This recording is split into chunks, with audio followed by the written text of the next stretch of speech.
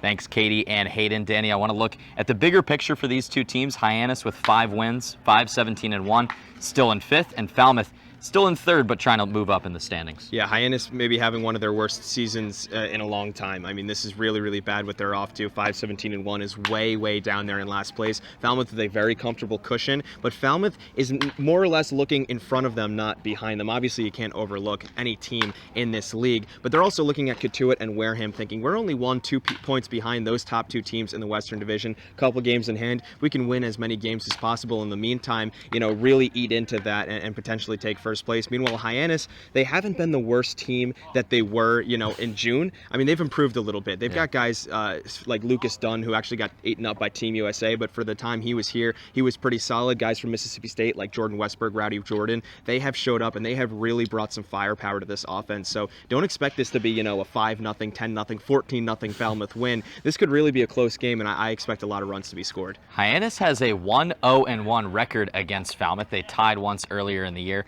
and then Falmouth lost to the Harbor Hawks back at Fuller Field. This will be matchup number 3 between these two teams On the mound, Sam Strickland for the Commodores and Kyle Murphy from Northeastern for the Harbor Hawks. First pitch coming up at 6 p.m. For Danny LaRose, I'm David Korzanowski. See you in just a bit. The last time these two teams squared off at McKeon Park, it was June 20th, and we were canceled in the 4th inning due to a rainout. A little over 3 weeks later, we are back again, and the sun is shining here at McKeon Park for the matchup between the Harbor Hawks and the Falmouth Commodores. Halfway through the season, this is game 22 for Falmouth. David Korzanowski joined alongside Danny LaRose as we get ready for this midweek matchup. And Danny, the Commodores coming off a tough loss last night. Looking at Baseball Factory, a proud partner of the Cape League since Hyannis got the night off. It was supposed to be an off day for every team across the Cape, but it turned out to be a pretty active day. There were 4 games, so 8 teams got to play, Falmouth being one of them, but I don't know if that was baseball that we saw. It was more of a football score. It wasn't very impressive from Falmouth in any regard, but hey, as Coach Trundy said, you're going to have nights like those, and Falmouth got theirs out of the way, it seems like. Meanwhile, Hyannis, as you mentioned, got the night off. One of only 2 teams to get the night off, but they're also coming off of a pretty bad loss themselves. It wasn't a huge deficit, but their pitching definitely let them down, just like Falmouth did last night. The last game that Hyannis played on July 7th, a 12-10 loss to Wareham. That's kind of characteristic of their entire summer so far. Bats have been rowdy, but the pitching has not. Speaking of pitching, Danny, we'll take a look at the pitching matchup right now as Chad Gassman and Jeff Trundy, the 2 managers for these squads, shake hands at home plate. For the Commodores, it's Sam Strickland from Samford University, a 3.21 ERA this summer and a 1-and-run record. He had a really good start his last time out. Danny, for the Hyannis Harbor Hawks, it's Kyle Murphy who has struggled. Well, you mentioned the really good start last time out for Sam Strickland, and that what we thought was going to be his final start of the summer. I mean, that entire post-game show was about how it was his final start of the summer, but he stuck around for another week. That was July 4th at Katuitt. He got the win, went 6 innings, 1 earned run on 4 hits, 2 walks, 2 strikeouts, was getting a lot of contact, kept the pitch count low because he was getting early swings, because he was throwing a lot of strikes, and that's Sam Strickland at his best. He's not going to be a punch-out pitcher, but he's going to be a guy who relies on getting those early swings and relies on a lot of contact to get outs. And when he struggles, it's because the other team is getting that contact. Meanwhile, Kyle Murphy, on the other hand, from Northeastern University, he has been tattooed all season long, 0-1 record, 11.17 ERA. This will only be his 2nd start of the summer. 9 2/3 innings pitched, so not a lot of pitching so far for him. We'll see if he has a tight leash. I would assume so. We will step aside quickly for the national anthem and be back with first pitch. You're listening to the Falmouth Commodores Baseball Network. Baseball Factory, a proud partner of the Cape League since 1994, holds over 1,000 events nationwide for players in both high school and middle school, including 3 training weeks here in the Cape.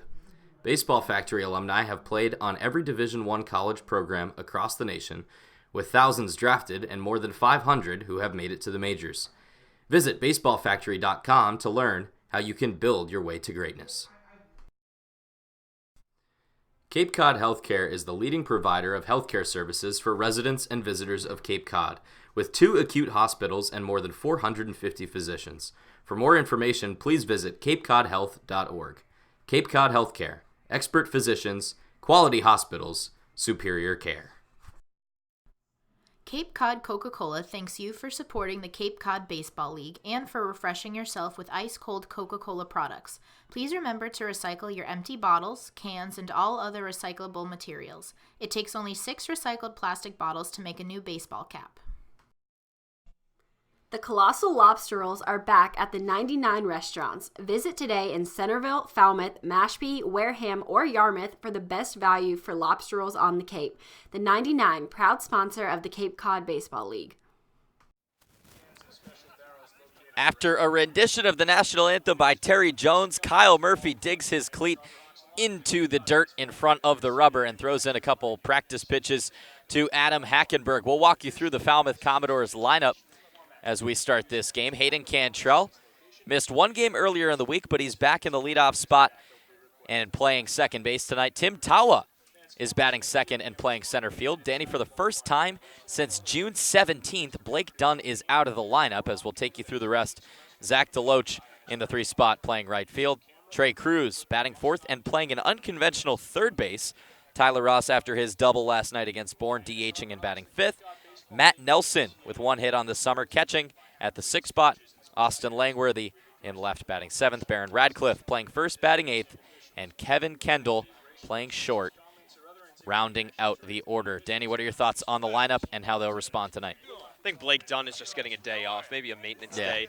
Necessary, much needed for him. I mean, I'm sure he's enjoying it. As for the rest of the lineup, I mean, it's pretty traditional to what we're normally seeing. We do see Ross inserted back into the lineup. That's a good sign because he has been red hot lately. 4 for his last 6 after starting the summer 0 for 11. So Tyler Ross, who had one of the very few hits for Falmouth yesterday, the only extra base hit, gets another chance. And Barron Radcliffe back at first base, they just got to get him going. They are just trying to plug away and see when it's finally going to click for Barron Radcliffe. So far it hasn't, but this is another shot for him to do that against the pitcher who, like we were talking about before the anthem, has been really, really bad this season. Kyle Murphy, just his 2nd start of the summer. His first time when he started on the bump was 3 innings of work against Yarmouth Dennis. He fires a first pitch strike at the knees of Cantrell. He allowed 4 runs, 3 of them earned, 3 hits, 2 walks and a strikeout. Every game that he has pitched in, the Harbor Hawks have lost. Strike number 2 on the inside part of the plate. Calling your balls and strikes is Jason Klump. Larry Rosenberg down at the first base bag. And Tom Gandolfo, your third base umpire. Murphy, the righty from the stretch, low. Ball 1. 1-2 the count. Commodores wearing their road black, same jerseys they wore last night with the maroon lettering, maroon socks and gray pants. Harbor Hawks wearing their pinstripes with the orange lettering, royal blue hat, and orange H. Swing and a miss, strike 3 from Hayden Cantrell, and Kyle Murphy starts this game off with a K. That's maybe the last thing I expected to happen to start off this ball game. I mean, Hayden Cantrell has been so good all season. He started yesterday's game off against probably the best pitcher Falmouth has seen all season long with a single right through the hole on the very first pitch. So I was not looking to see a strikeout from the starting pitcher, Murphy, against Cantrell. Tim Tawa batting 2nd, little righty-righty matchup as the first pitch is fouled away. Back over the screen by us. 6:06 your local time. Sun's starting to set already here at Hyannis. This one is lofted into right field. Under it is Rowdy Jordan. He makes the catch over his left shoulder, 2 down. Hey, quick start so far for Hyannis. This is exactly what they need. They are a team that has really had struggles on the mound. I mean, this guy, Murphy, the prime candidate of that, but he's got 2 quick outs, and if he can keep that pitch count low, can maybe put together a turnaround start on his summer. Kyle Murphy's longest outing in the summer of 2019, 3 innings. Ball 1 spiked in the dirt to the lefty, Zach DeLoach. DeLoach, one of 3 Commodores with a hit last night. Cantrell was 1, DeLoach was 2. He beat out an infield single. And the last was Tyler Ross. Here's one cracked into center field, making a read and over-the-shoulder catch by Bryce Teodosio out in dead center field. Hard contact from DeLoach, but he goes down, and the Commodores are down in order. To the bottom of the first we go. You're listening to the Falmouth Commodores Baseball Network.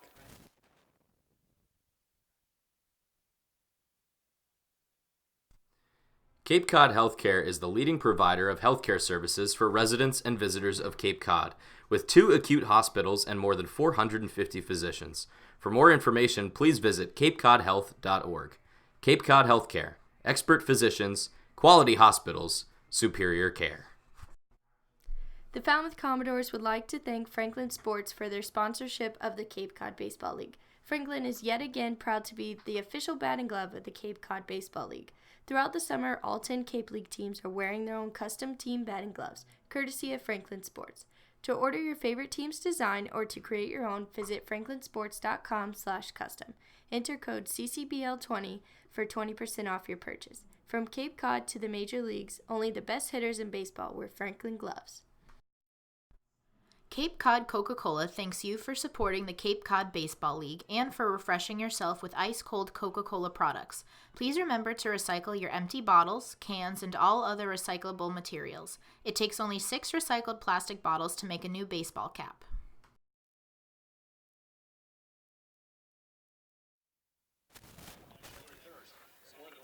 Sam Strickland, the lefty from Sanford University, towing the rubber for his 4th time this summer. He's made one start against Hyannis. Danny, 3 runs, 2 of them earned back on June 26th. Yeah, that was that game that Hyannis was able to win over Falmouth. 10-4 win for the Harbor Hawks. At the time, it was only Hyannis' 2nd win of the summer. This is a team that Falmouth has struggled against. 1 loss and 1 tie in their 2 appearances against each other, despite Hyannis having the worst record on the Cape. Sam Strickland didn't really get beat around too much in that game. Again, like you said, 3 runs, 2 of them earned over 4 innings, but it definitely wasn't the quality start that he wanted. His first 2 starts weren't the best, but then Katuitt, he really was shut down. Jordan Westberg, the righty batter from Mississippi State, steps in. Takes a first pitch fastball on the outside part of the plate, strike 1. He's leading off with a .625 average. He's playing short tonight. Anthony Servideo up second and playing second. Hunter Goodman, the DH, batting third. Jared DeSantolo cleaning up at third base. Beautiful curveball, but it sits a little low from Strickland, 1-1. Trevor Hauver from Arizona State out in left field, batting fifth. Ian Fair, who has been released and then re-added by the Harbor Hawks in the lineup tonight at the 6th spot, playing first. Here's the 1-1. Slapped into center field. Back is Tawa. He's at the wall, and he makes the catch in the same spot that Bryce Teodosio made the catch to end the top of the first inning. And we'll walk you through the end of that order. Rowdy Jordan, also from Mississippi State, batting 7th, playing right. Adam Hackenberg at the 8th spot and catching. And Bryce Teodosio in center, batting 9th. Ball's really getting beat around so far. Murphy let up a long, loud out, number 3, to Deloach, and the first out of the home half by Westberg, same exact spot. Strike 1, a curveball to Anthony Servideo, batting just 176 this summer. Servideo from Ole Miss had a .287 average during his redshirt freshman campaign with the Rebels. He pokes one foul just past the fence. Beautiful day here at McKeon Park, about 79 degrees, little ocean breeze coming from the south. Much better forecast than the last time these two teams were here in Hyannis. Franco Alemán was on the bump on a Thursday afternoon in late June, and the game was called due to rain and fog in the 4th inning. The 0-2 to Servideo, he lays off.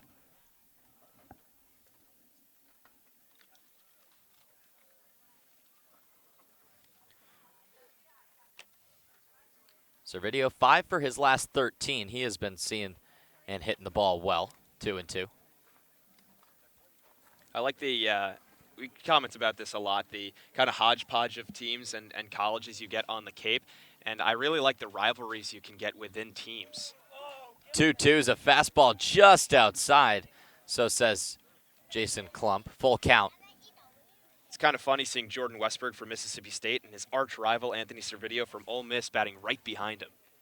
3-2, swung on and missed, strike 3. Went with a fastball about letter high. Servideo can't connect, 2 up, 2 down for Strickland. A lot of pitchers like to go with the high fastball, see if they can get a punch out. Strickland kept it close, relatively close to the strike zone, knowing that with a full count he needed to be close, and he was able to get Servideo down. That's one that can often be dangerous if you are able to make contact with it, but Strickland able to rear back and fire it right through him. Hunter Goodman, the designated hitter, takes a curveball, strike 1. Strickland relying on the first pitch curveball against these last 2 batters.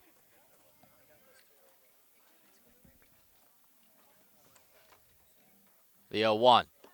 Curveball again, swung on and missed. No balls and 2 strikes. Strickland really getting into a groove right now.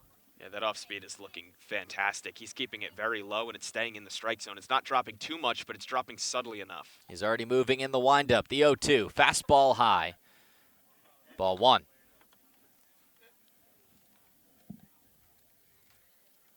Hunter Goodman, rising sophomore with the Memphis Tigers.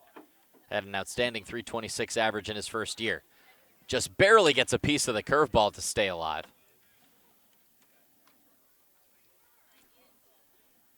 Jared DeSantelo from FAU, that's Florida Atlantic, waiting on deck.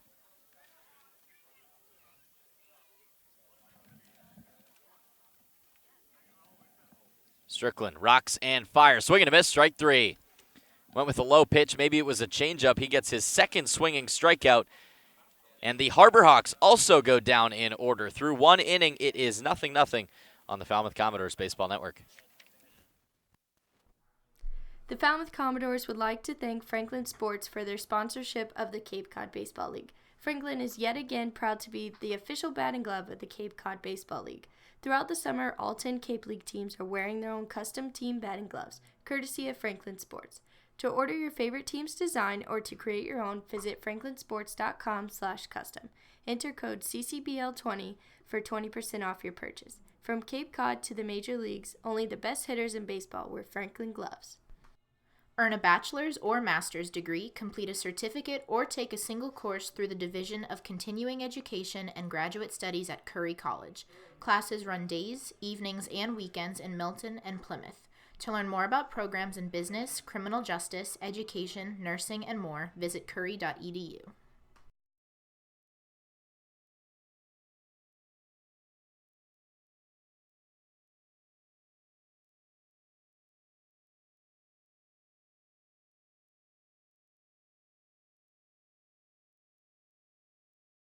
Inning number 2, both pitchers have been perfect so far, as Murphy struck out the first batter he faced and then worked 2 flyouts.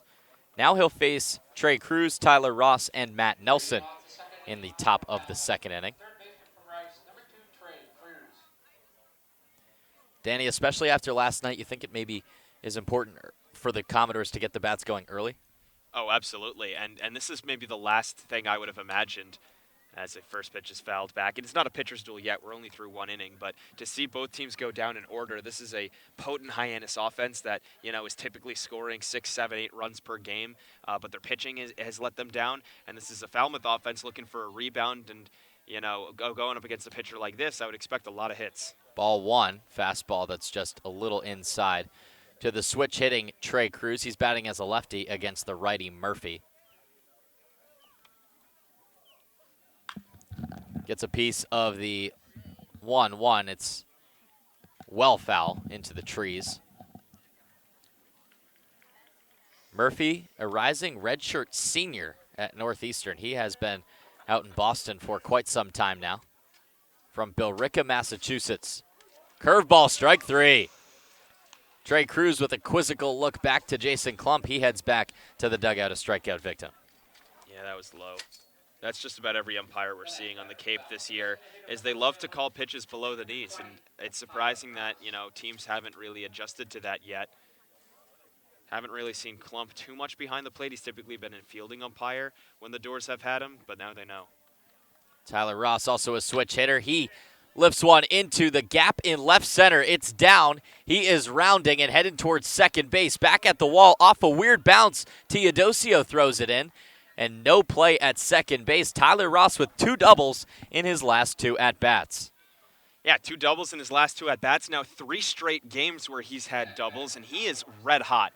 Like I said in the pregame, 0 for 11 to start the summer, and he is now 5 for his last 7. And those 7 hits, none of them have been cheap. They have all been lasers like that, all hard line drives. He is looking as good as ever. A slow start, but maybe it's paid off.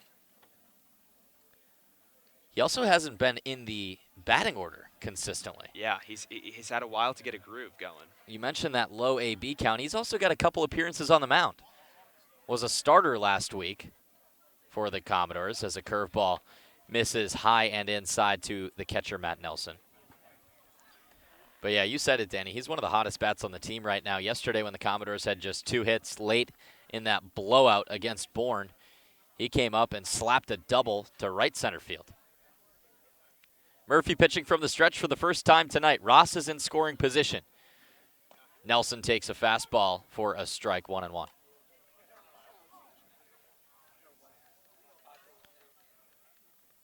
Murphy settles that right cleat on the far left side of the rubber. Right arm dangling as his glove hand is perched on his left breast. He settles in the stretch, looks down, looks back at Ross, who jumps back towards second. Little back and forth. He fires. Here's one over towards short. It's caught on a line by Jordan Westberg, 2 down. Yeah, sinking action on that pitch, moving down and away. Nelson had it lined up pretty well, but when it dies over the outside part of the plate like that and you pull it, 9 times out of 10, it's going to be softly hit. It's going to be off the end of the bat. That's exactly what happened to Nelson. Lined it up pretty well, but right off the end and right into the glove on a very slow line drive. Austin Langworthy steps into the box. Lefty batter from Florida. Murphy trying to get out of a jam after a 1-out double from Ross. He swivels around and looks Ross back towards second base. Defensive alignment for the Harbor Hawks: Trevor Hopper in left, Bryce Teodosio in center, Rowdy Jordan in right. Jared DeSantolo at third, Jordan Westberg at short, Anthony Servideo at second base. So those rivals also in the middle infield together, and Ian Fair at first base. This is spiked in the dirt. Nice stop by the catcher, Adam Hackenberg from Clemson, to keep it in front of him, 1-0. Yeah, that was an awkward one where he had to pretty much fall in front of the baseball, as that took a really sharp bounce and a high carom up high. Ross could have been easily able to take third if Hackenberg was a lesser catcher, but he looks really good. Langworthy, 1 ball and no strikes.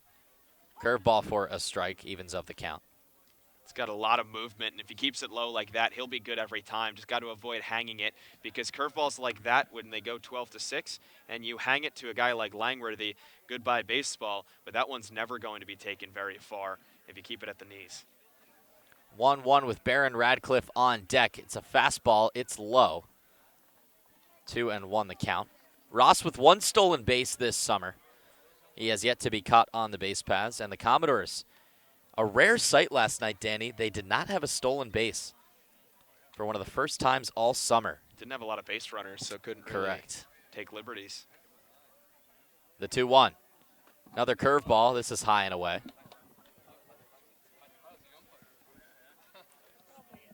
Murphy takes off the glove, rubs the ball with both hands. He's got the sun in his eyes, but that blue hat with the cursive orange H is guarding his eyes. Here's the 3-1. It's a strike, as Austin Langworthy was a few steps down the first base line. Full count. That was a pretty good pitch, and even better frame by Hackenberg. He's really been framing these pitches to make them look really close, and I think Langworthy just trying to sell it all the way, but now he's going to have to get back in, readjust, and on a full count, got to protect the plate. Can't end the inning here on a strikeout. Kyle Murphy gave up a 3 spot in the first inning in his first start against YD. He's looking pretty good so far. Langworthy fouls one away. The count stays the same. Austin has had so many troubles this season with strikeouts, but that was really the first half of his season. He only has 1 strikeout in his last 4 games played. Obviously trying to avoid one here, but he's been hitting the ball a lot more, getting out still, but hitting the ball a lot more, and it's just a confidence thing, you know? If you can each successive game keep putting wood to the ball, you'll be getting better. You'll finally find those holes. Payoff pitch. Strike 3, got him looking. Austin Langworthy knew that one as he heads back to the dugout. Now 3 Ks for Kyle Murphy. He leaves Tyler Ross stranded at second base with the double.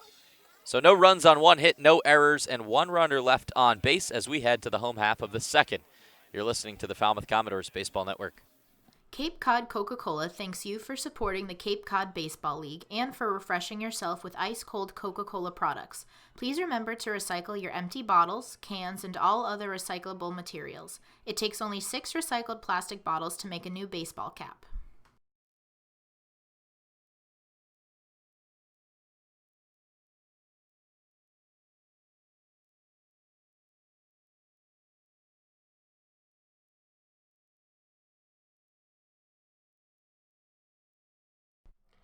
Baseball Factory, which has proudly supported the Cape League for 20-plus seasons, conducts baseball trainings, tournaments, and showcases at over 1,000 events nationwide, providing players with world-class instruction and help with college recruiting.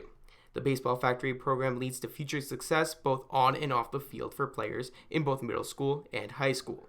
It's never too early to start. Learn more at baseballfactory.com. The Colossal Lobster Rolls are back at the 99 restaurants. Visit today in Centerville, Falmouth, Mashpee, Wareham, or Yarmouth for the best value for lobster rolls on the Cape. The 99, proud sponsor of the Cape Cod Baseball League.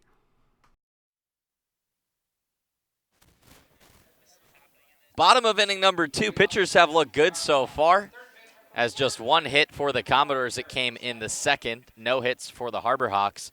Trying to break that trend will be Jared DeSantolo, Trevor Hauver, and Ian Fair. Quick moving game so far, Danny, as we had a slog of a game yesterday, especially in the later innings. Yeah, you said the same thing. Well, we said the same thing yesterday. True. It was a quick moving game because it was a pitcher's duel, and then all of a sudden, like, 14 runs got put on the board. So I'm not holding my breath. High looping curveball well upstairs to Jared DeSantolo, who has been having a great summer. 373 batting average, a double, a home run, 4 RBIs. This curveball settles in at the belt, 1-1. He's been a thorn in the Commodores' side. He's been pretty good in the couple games that he's played against the Doors. Also on a 5-game hit streak right now, so they're catching him at one of his hottest stretches. Off speed misses low, about ankle high to the lefty DeSantolo. Rising junior with the Owls of FAU. Fastball right down the middle, 2-2. DeSantolo with a .298 average his sophomore year. 8 extra base hits, so pretty similar stats this summer. He's a contact guy, doesn't have a ton of power. Here's a slow roller over towards Cantrell at second base. Easy throw onto Barron Radcliffe, 1 down. That's a textbook example of how a curveball can be so effective even when it doesn't get a strike. I mean, that one had a lot of downward break to it, and credit to Santolo staying back on it, staying with the really slow off-speed pitch. But what happens when it drops so much is, you know, obviously, you roll over it, you get right on top of it, pulls it, puts it right into the awaiting glove of Hayden Cantrell. I mean, that was the easiest ground ball that Cantrell maybe has seen all summer long, and it's due in large part to Strickland's great movement on his breaking ball. Trevor Hauver from Arizona State watches a ball inside. Hauver batting .234 this summer, 3 doubles, a home run, 11 RBIs. As a fastball is about neck high to Hauver, he's up 2 balls to no strikes. Trevor Hauver maybe had the single most impressive the most impressive single game performance against the Doors for an offensive player all summer long, the last time these two teams faced. Strike number 1 down the middle. I think you know where I'm going with this, David. He went 2 for 4, had a home run and 7 RBIs in that 10-4 win for Hyannis. I mean, 7 of the 10 runs they scored were courtesy of Trevor. Here's a sharp ground ball that splits the gap between Cantrell and Radcliffe into right field, and the first hit of the game for Hyannis.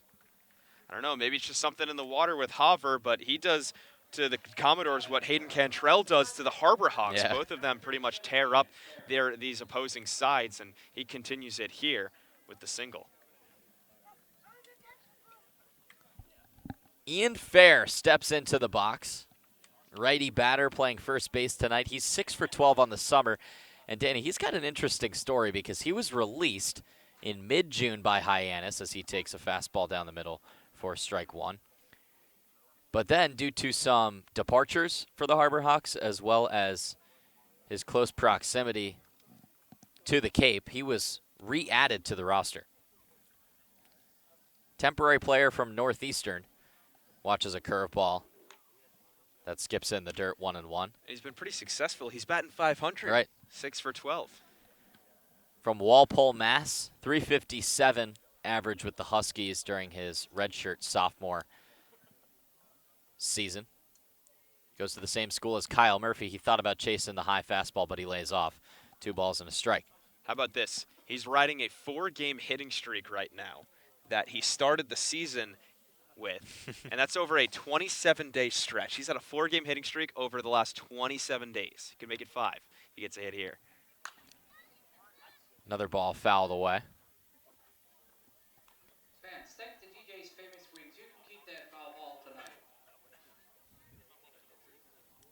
2-2 the count. And Danny, he's not the only guy who has been released and re-added. After today's news with Edward Julian, 2018 Falmouth Commodores signing, Joseph Quintal was re-added by Hyannis. Another foul ball down the third base line.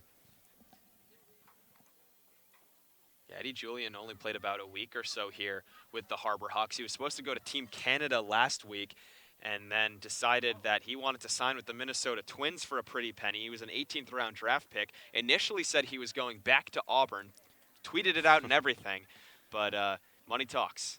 2-2, skips before the plate. Nice block by Matt Nelson, and the count goes full. And then there was a third player, Danny, who was released and re-added in TJ Stewart from Manhattan College. So we haven't seen any of those temporary players from Falmouth return to the Cape, but Hyannis has seen a few.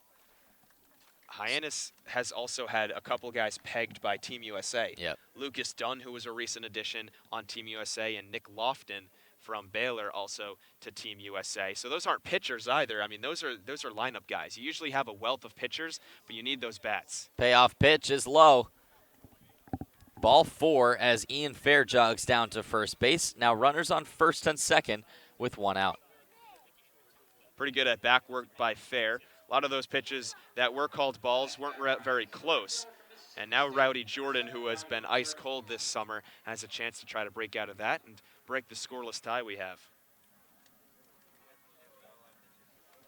Rowdy Jordan from Mississippi State has struggled so far this summer, 4 for 39. One of his hits was an extra base hit, a double against Bourne. Hyannis swept Bourne in a doubleheader on the 6th. That was Sunday afternoon. Here is a sharp line drive caught by Trey Cruz. Throw out to second base. Double play.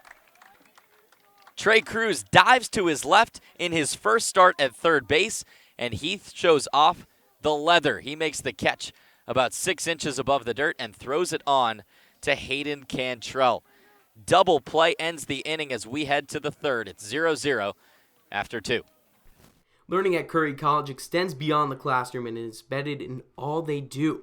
Curry prepares students to engage in successful careers and active citizenship with a global perspective. Explore undergraduate majors, minors, and concentrations, including new majors in accounting, biochemistry, and software development. Online at www.curry.edu. Baseball Factory, which has proudly supported the Cape League for 20-plus seasons, conducts baseball trainings, tournaments, and showcases at over 1,000 events nationwide, providing players with world-class instruction and help with college recruiting. The Baseball Factory program leads to future success both on and off the field for players in both middle school and high school. It's never too early to start. Learn more at baseballfactory.com.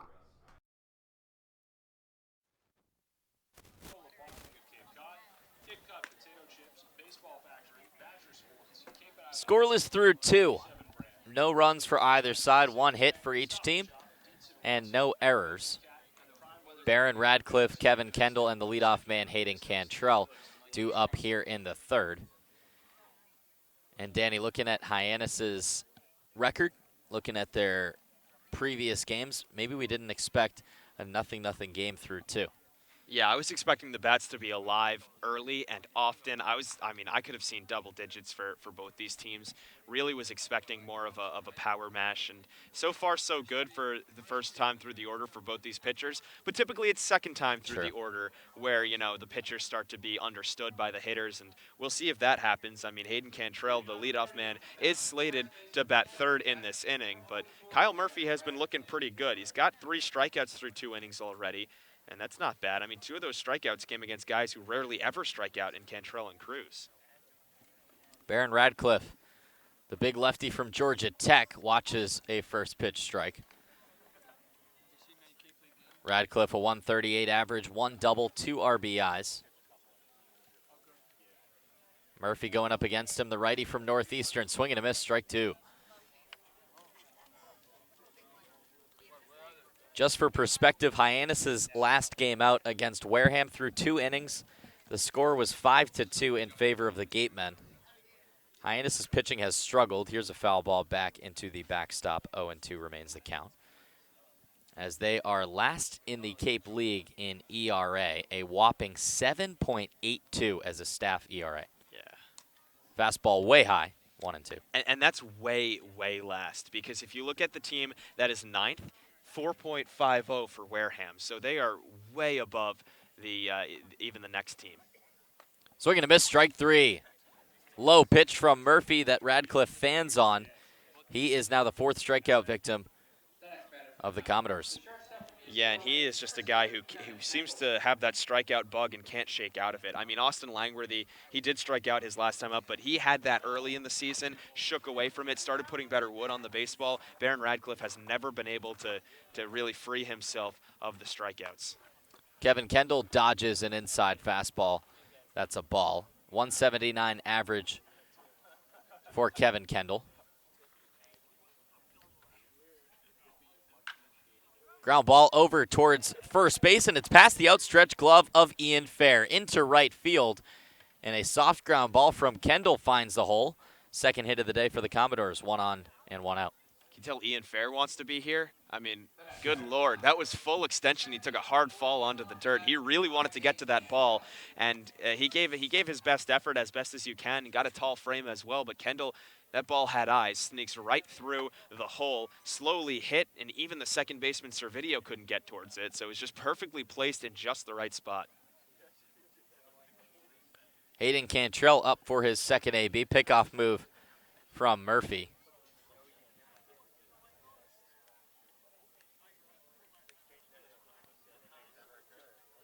Cantrell batting as a lefty for the second time tonight. He was a strikeout victim to start off this game.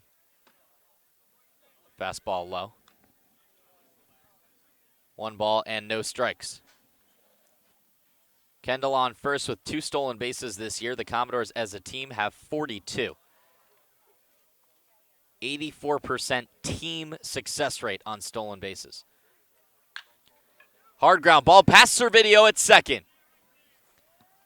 Kendall moves to second base, and Cantrell is on now, back-to-back singles for the Commodores.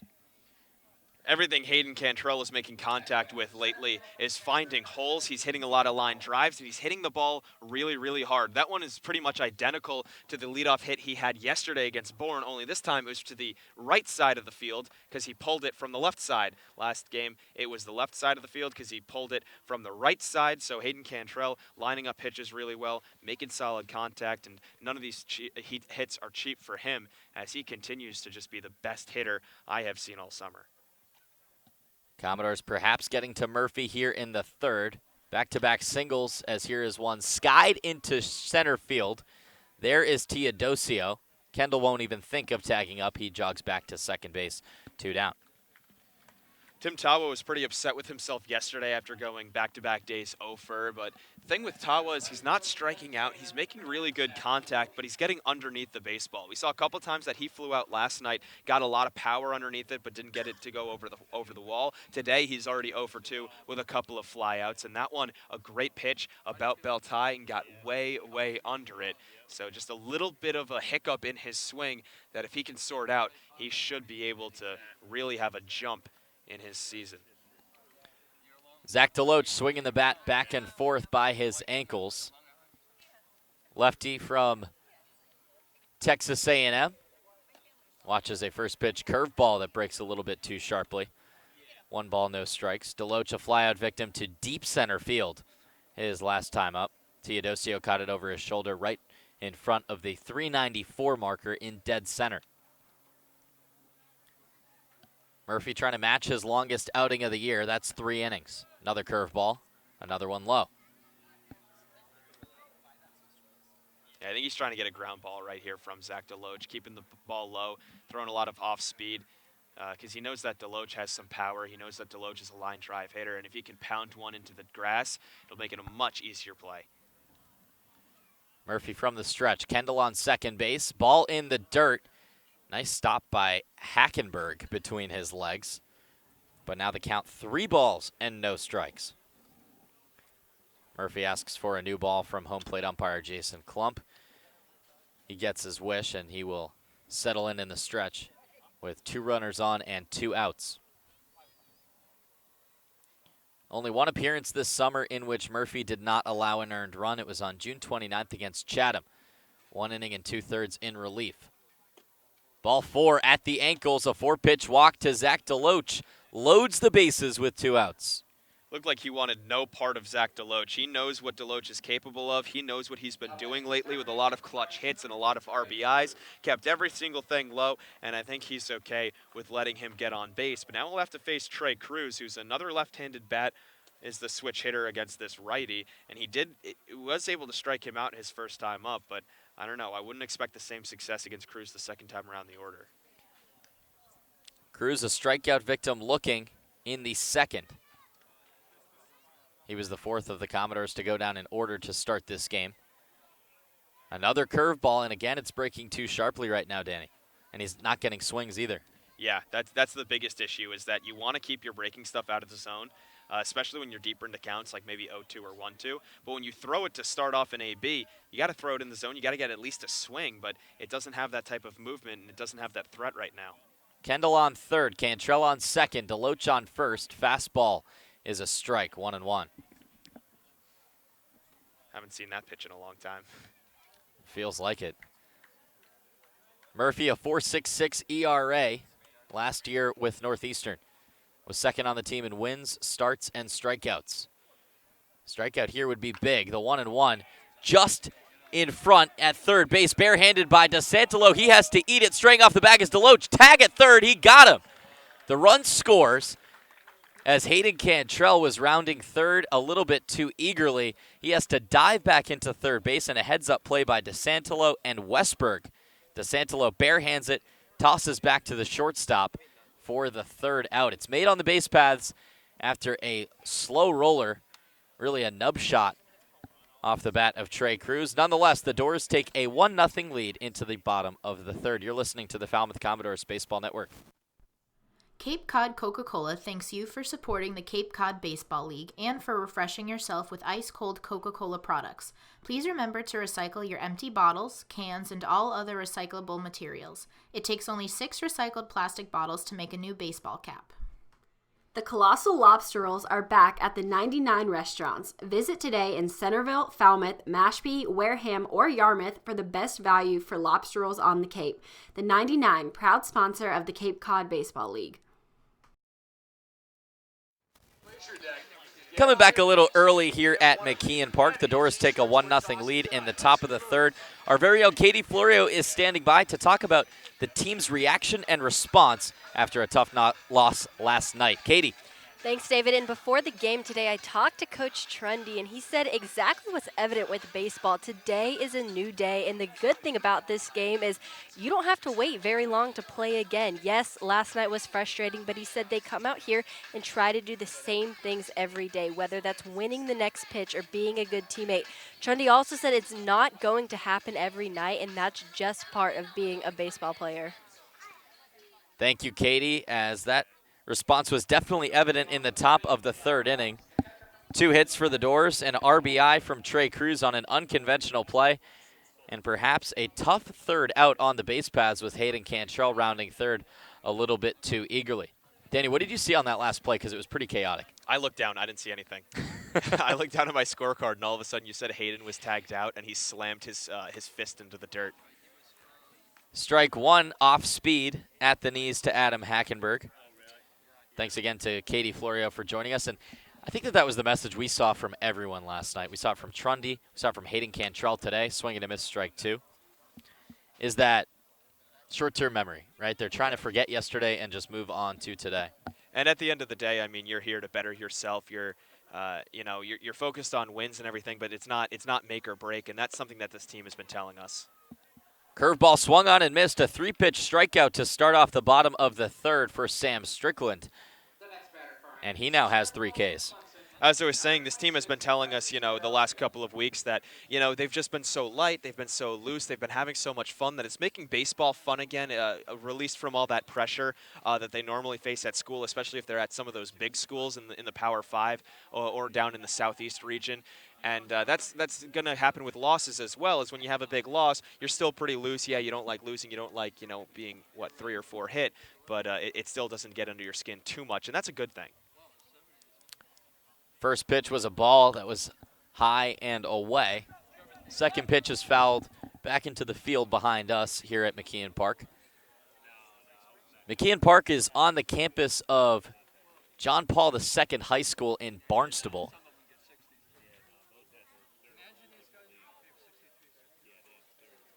Not too far of a drive for the Commodores, but maybe a little bit longer with traffic on Route 28 as vacation season is in full swing here in the second week of July. Another foul ball, 1-2.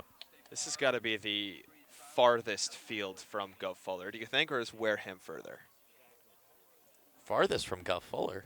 No, in the Western Division. Oh, okay. I was sorry. like, what? This is the farthest team in the Western from Gov Fuller. Yeah. I think it's further than Wareham, Okay, yes. I agree. For a sec, I was about to question your geography. Those Eastern Division foes are definitely a longer ride. The 1-2 swung on and missed. It was actually foul tipped, but it's a K nonetheless. 2 swinging strikeouts worked by Sam Strickland here in the third. Yeah, it took a little bit off those punch-out pitches, and he was able to get Hackenberg and Teodosio out in front of them. Now he's back to the top of the lineup, which has been red hot recently for Hyannis, so we'll see if he has the same success, but bottom of the order, really not able to do anything. Jordan Westberg had a long out to start off the home half of the first. It was a fly out to dead center field. Took it for a ride. Tim Tawa made the catch at the track as ball 1 misses low.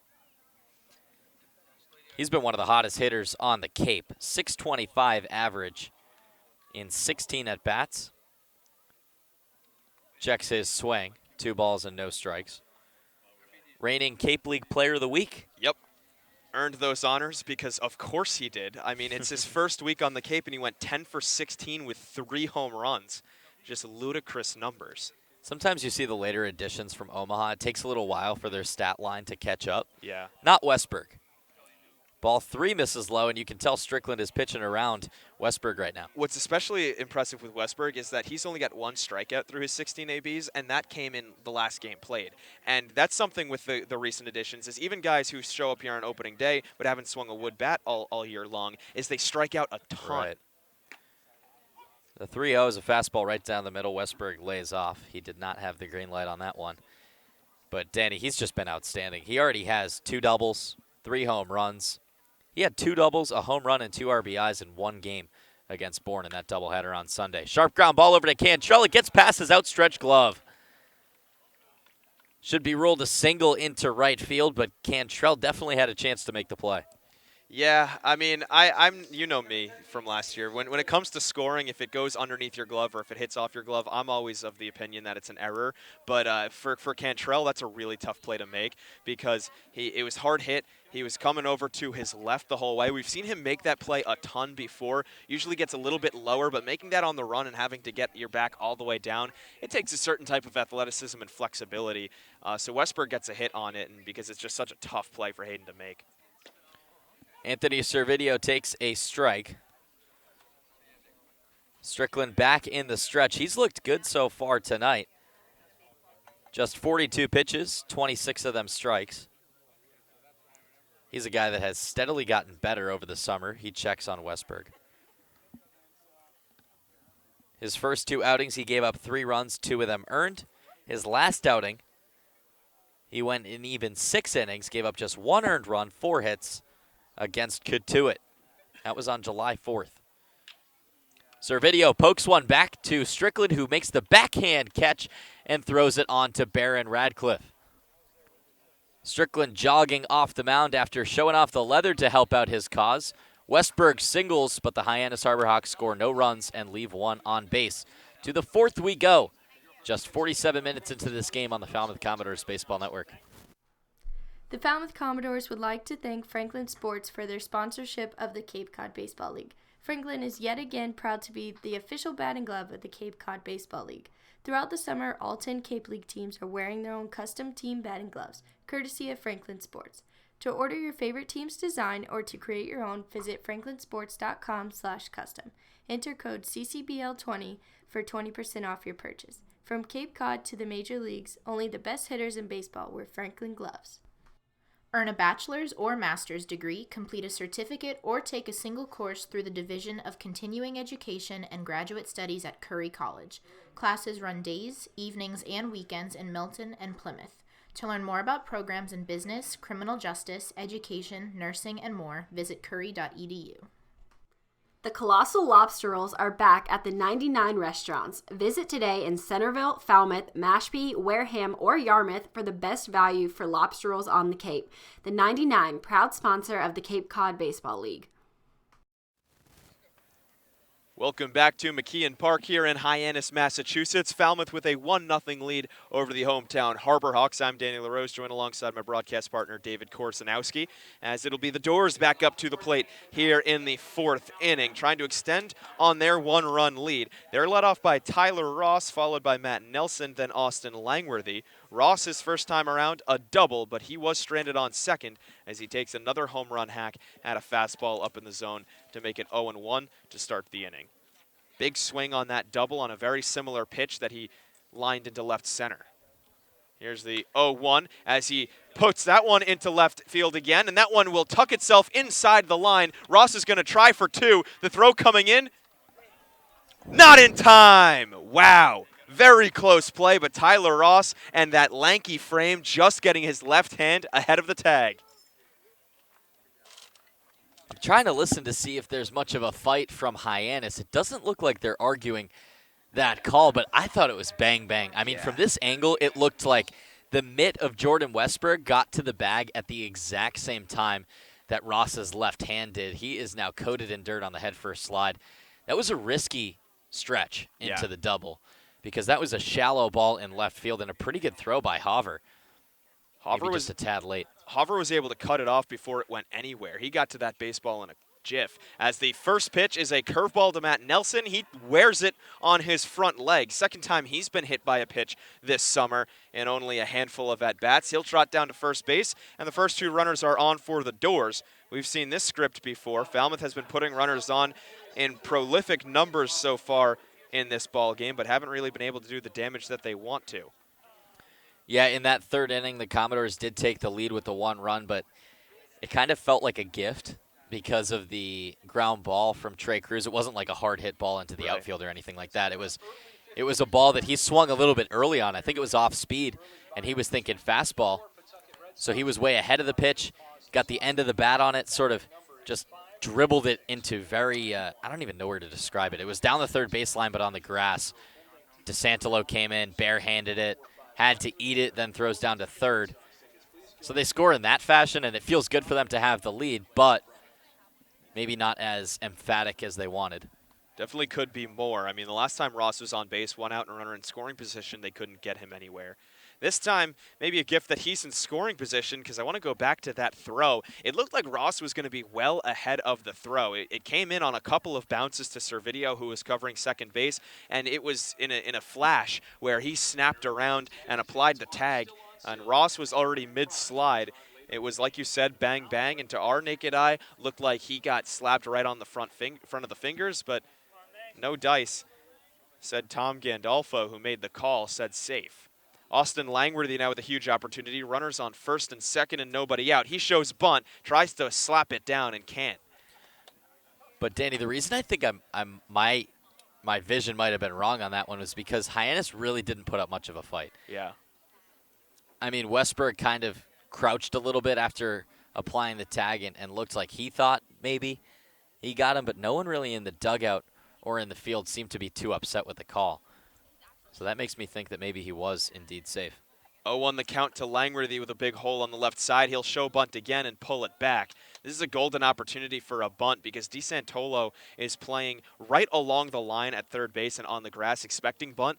But then Westberg has to cover Ross over at second base. So there's a huge gap between the 5-6 hole. And if you can poke it into no man's land over there, it's going to be a really tough play for them to make. Really only can go to first with it.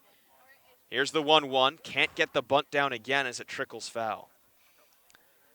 That was a perfect pitch to bunt. I think he just had the angle of that bat pointed back a little bit too far. You want the bat head parallel with the front edge of home plate.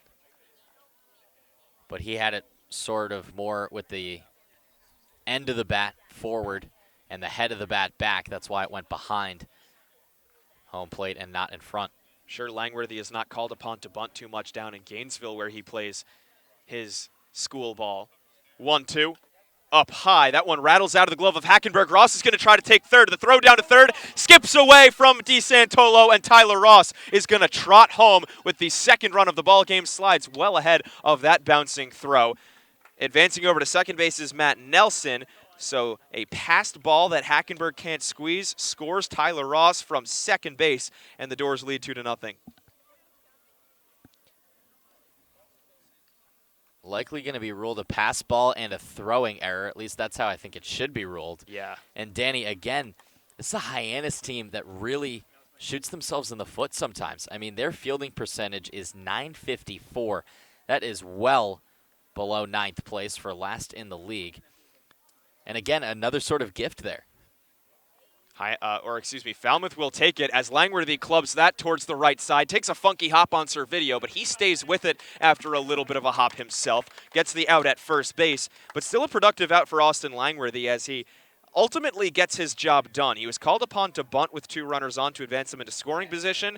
Well, he gets a ground out to the right side that advances Matt Nelson another 90 feet. Yeah, and now you got 1 out and a runner on third. A sac fly scores another run, and then you're up 3-0. A little bit of breathing room against Hyannis, perhaps. Baron Radcliffe, who led off the 3rd inning, will now get his second at bat here in the 4th. First pitch he sees is off the plate, but a good block by Hackenberg, who for the most part has been very sound behind the plate, save for that one dropped baseball that led to a run. Baron 4 for 30 on the summer. That's right around 130 for his average. Here's the 1-0, a breaking ball well below the knees, and it's a friendly hitter's count. So Baron Radcliffe takes a lot on the first couple pitches, and usually it comes back to bite him. He's down 0-1, or he's got a 1-1 count, and then he has to protect and sometimes strikes out. Now he's got a hitter's count to work with.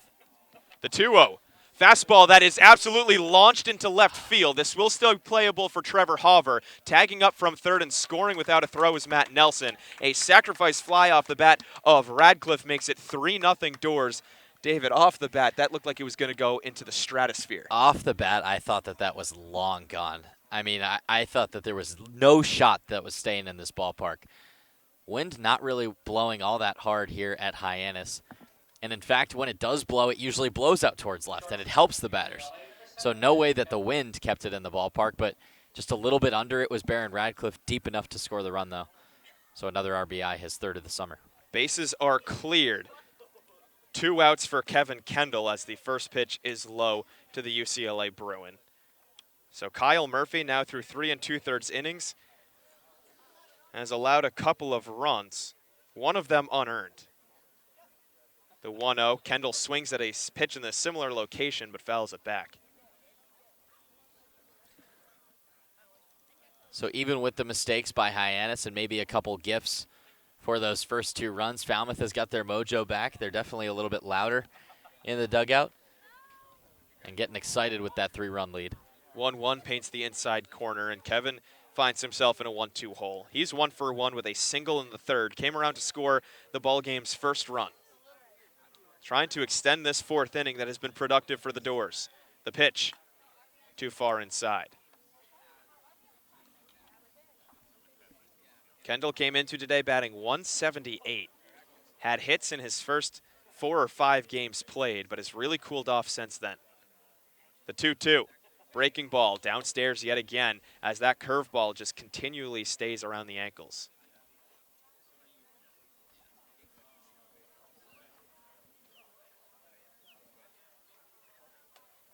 Here's the payoff pitch, swung on and missed, but it rolls all the way back to the backstop. Kendall is jogging down towards first, and he will get there in time well before Hackenberg could even make a play as he just eats it. So a strikeout, but not an out, as Kendall will reach.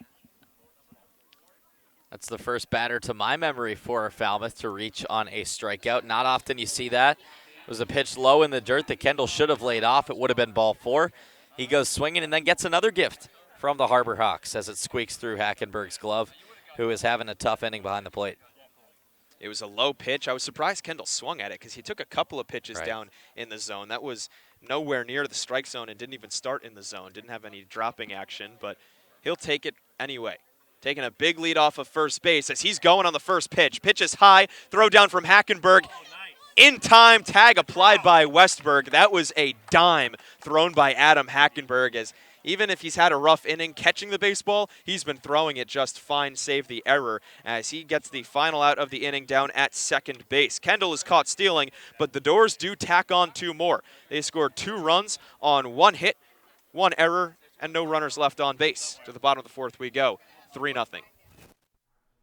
The Falmouth Commodores would like to thank Franklin Sports for their sponsorship of the Cape Cod Baseball League. Franklin is yet again proud to be the official batting glove of the Cape Cod Baseball League. Throughout the summer, all 10 Cape League teams are wearing their own custom team batting gloves, courtesy of Franklin Sports. To order your favorite team's design or to create your own, visit franklinsports.com/custom. Enter code CCBL20 for 20% off your purchase. From Cape Cod to the major leagues, only the best hitters in baseball wear Franklin gloves. Red Shirt Fridays is a national program created to acknowledge, honor, and support our troops who put themselves in harm's way to defend our freedom. In support of this program, the Cape League teams will be wearing a specially designed red jersey every Friday. Support our troops and join us by wearing red each Friday. The 99 Restaurants has 9 real-size entrees for only $9.99. They're big, hearty portions you can count on all day, every day, like the new short rib tacos or New England fried shrimp. The 99 Restaurants, proud sponsor of the Cape Cod Baseball League. Welcome back to McKeon Park. 3-0 in favor of the visiting Commodores, as the Harbor Hawks will try their best to bounce back. But Sam Strickland has really settled in. He has allowed hits in each of the last 2 innings, but has not allowed a run so far on the ball game, and did rack up 2 Ks in the 3rd. He'll have to face the heart of the order, Hunter Goodman, Jared DeSantolo, and Trevor Hauver in the bottom of the 4th inning. First pitch from the lefty, Strickland, taken up and away by Goodman, who's 0 for 1 with a swinging strikeout of his own. Goodman from the University of Memphis has hits in 3 of his last 4. Tries to extend on that on this pitch, but fouls it away. He's coming off of a brilliant game against the Gatemen, 4 for 5, a double and 4 ribbies. The 1-1, breaking ball and lasered right over the head of Chad Gassman, the third base coach. That was well foul, but probably had an exit velocity of a million. Hard hit ball from Goodman, who's been swinging a good bat. He struck out his first time up against Strickland. First time through the order, Strickland looked good, and so far through the second, good as well. And he looks very good as he strikes out Hunter Goodman for the 2nd time. A swinging strikeout on a pitch down and away in the dirt. Nelson scoops it up, applies the tag, and Goodman is just shaking his head, confused where that one was. Danny, if Hyannis is going to win this game, they're going to have to score runs. We talked about how their pitching has struggled, and so far, maybe not as big of a deficit as they might be used to with that 7.8 ERA as a team. But in their last 4 games, they have scored 4 or more runs every time. First pitch is low to Jared DeSantolo, a ground-out victim, his first time up. They scored 10 against Wareham, 13 and 6 against Bourne in the doubleheader. There's a strike, inner half to the third baseman. But that's going to be Hyannis' recipe for success. If that pitching continues to struggle, which it has so far, they got to get the bats going. Strickland's curveball sits high as it doesn't really break all that much. Count 2-1. Jared DeSantolo, a native of Tampa, Florida. Man behind the plate, Matt Nelson, also a native of Tampa. Wonder if these 2 guys faced off back in their high school days. 2-1 from the lefty Strickland to the lefty DeSantolo, just below the knees. That one looked good. Maybe it was a little too inside, but it was definitely close. If I'm remembering correctly, Franco Aleman said he went up against DeSantolo in high school. Yeah. Because they were from the same part of the state. 3-1 fastball is good for a strike. I think Nelson and Aleman played with each other also down in Tampa. That's the thing about, baseball and in those regions. In Florida, it's the Tampa guys all know each other, the Miami-Dade guys all know each other, Orlando all know each other. They're all playing travel ball throughout their upbringing. Payoff pitch from Sam Strickland, fastball that is bounced up the middle, and it'll go past the glove of Hayden Cantrell, who got there in a hurry, but is just not quick enough to catch that bouncing ball, and DeSantolo will reach first with a single. Yeah, and that one's not on Cantrell at all. No. I mean, he's got plenty of speed at second base, and he moved over to his right as quick as he could. It's just a ground ball up the middle. And it kind of bounced sharply, maybe hitting the dirt even before the infield grass, but it got out and into center field in a hurry. Here comes Trevor Hauver, who is 1 for 1 so far on the day. He had the first hit for the Harbor Hawks, was the first runner to reach base. Falmouth infield at double play depth. Third baseman Cruz playing off the bag against the lefty. First pitch curveball drops in for a strike on the inner half. Hauver, a really good player with the Sun Devils.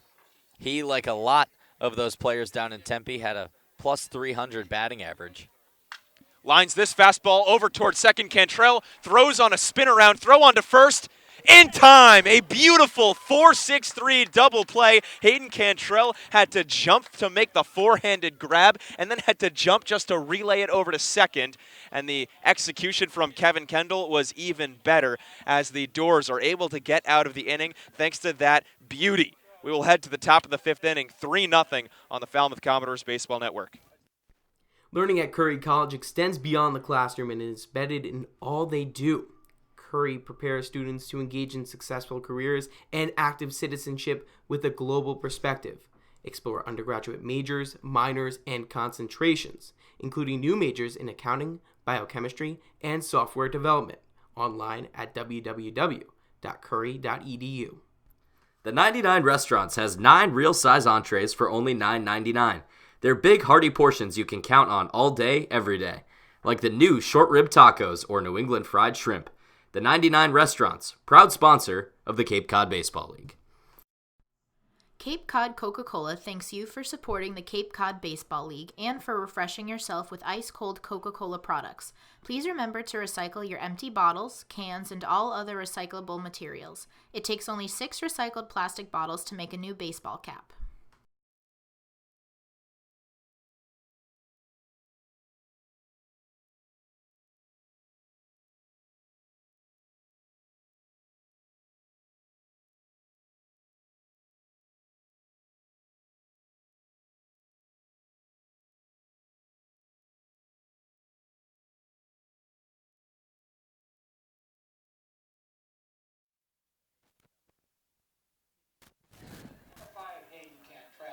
Hayden Cantrell will lead us off in the top of the fifth inning as he capped off the bottom of the fourth with a fantastic web gem. Described it on the broadcast when we saw it, but I don't even know if I captured it all in its true essence. It was beautiful. Yeah, turnaround throw from Cantrell as ball one misses upstairs. He was moving to his left, outstretched the glove, and as his body was falling towards the first base line, he turns around, fires a rifle to Kevin Kendall, who then has to make the turn super quickly, and he does. 1-0 misses up and away, 2-0, as it's still Murphy on the bump for Hyannis. One of his better outings despite allowing 3 runs and 2 of them being earned. It was a very close play at first, but credit Baron Radcliffe with a nice stretch. Here's a fastball strike over the outside part of the plate to Cantrell, who's 1 for 2. Yeah, this is a really good outing for Murphy, especially considering his previous outings. This is the longest he's gone in a game. 2-1 downstairs. And if you factor in how many runs he's given up across innings, this is his best outing. Gave up 2 runs his last time out, but that was in just 1 inning. 3 earned runs the time before in 3. He's working quickly as he rocks and fires from the windup. Cantrell sizzles that one into left field, and a leaping catch is made by Trevor Hauver. These two go tit for tat as Hayden Cantrell robs Hauver of a hit last half inning, and now Hauver robs Cantrell of extra bases. Yeah, this is fun right now, Danny. You can tell we're about midway through the season, right? These teams are firing, and you get some of those friendly rivalries, and if you want to call them that. Cantrell hit so well against Hyannis this summer, 4 for 8. Last summer was something close to 400 against the Harbor Hawks. First pitch to Tim Tawa is upstairs for a ball. But it's just cool to see these storylines develop throughout the year in these repeat matchups. And Falmouth and Hyannis with a entertaining series last year. Ball downstairs makes it 2-0. And this is, I've missed this. This is Cape Yeah. Cod baseball at its best. As you 100%. said, midway through the season, and both teams just have guys who are really hitting their stride and looking good. Ball inside makes it 3-0. I mean, it's true to the name, midseason form. Right. And I think it really started for Falmouth in July. That game against Orleans, the pitching was great. Little flub up in the 6th, then they lost 3-1. 3-0 for Murphy is right down the middle. But then they win 6 out of 7. The bats are great. The pitching is lights out. A little bit of a hiccup last night, if we want to call it that, maybe a euphemism, but they clearly have put it on the back burner. 3-1 is a fastball up at eye level to Tim Tawa as he will reach base for the first time this evening. It's with a walk, and Zach DeLoach, the 3-hitter, comes up to the dish. A runner on first and 1 out. DeLoach currently leads the Cape Cod Baseball League in batting average. 375 coming into this ball game. Second was at 373. Is that good? Pretty good. I failed to mention it yesterday, but June 29th was the previous time that Falmouth had faced Bourne before yesterday, as a pickoff move over to first is too late. And Zach, at that point, June 29th, that's pretty recently, was batting, I think it was 261. Now he's batting a whole 100 points above that. And again, I was talking to Ryan Eiley yesterday, and it was interesting to hear what adjustments Brett Becker's made. First pitch is a curveball, gets away from Hackenberg as he couldn't scoop that one. Tawa takes second easily, takes a big turn around that base, but holds up. So I don't think I described it really fully yesterday, but Brett Becker and Ryan Eiley go way back. Ryan Eiley lived with Brett Becker's parents when he was playing summer ball in Kansas. Brett Becker made the call to Ryan Eiley to come here this summer, and he credits Eiley, that is, credits Becker with turning his hitting career around with what's called a toe tap. 1-0 as we see that toe tap on display on a foul ball from Zach DeLoach. And what it looks like is DeLoach is a lefty. He brings all of his weight back onto that left leg. He brings his right foot in and up. It's almost like he's going on his tippy toe, and he quite literally just taps his toe on the inside part of the batter's box and then starts to come forward. That's what Ryan Eiley did, and that's what Zach DeLoach is doing right now, and it seems to be working. 1-1, swung on and missed. I was just about to say it helps you with your timing, but not when the opposing pitcher is throwing a gem like that. That was a beautiful breaking ball to get him out ahead. But that's probably what it's used for. It's got to just to be able to get timing down. I mean, a baseball swing is a full body, rotation. More of lower body than it is upper body, so definitely makes sense why the bottom half is most involved and why they're focusing on it. 1-2 the count. Big lead by Tawa. Here's the pitch. That is scorched into deep right field, a no-doubter. Home run for Zach DeLoach, a 2-run bomb, and the Commodores now lead 5-0. Toe tap, baby. It works here. I mean, that's got to be the hardest hit home run we've seen this season, right? That one's on Mars right now. I didn't even see where it landed. So like a handful of teams here in the Cape League, Hyannis is at a home field with trees right around the outfield fence. And I didn't even see it hit the trees. I honestly have no idea where that ball landed. It was absolutely clobbered. Middle in fastball with 2 strikes. Never make that mistake. As here's a bunt poked up the third base line into no man's land. Trey Cruz is safe as the throw is up the line. Back-to-back pitches go in opposite directions and opposite distances, but both lead to hits.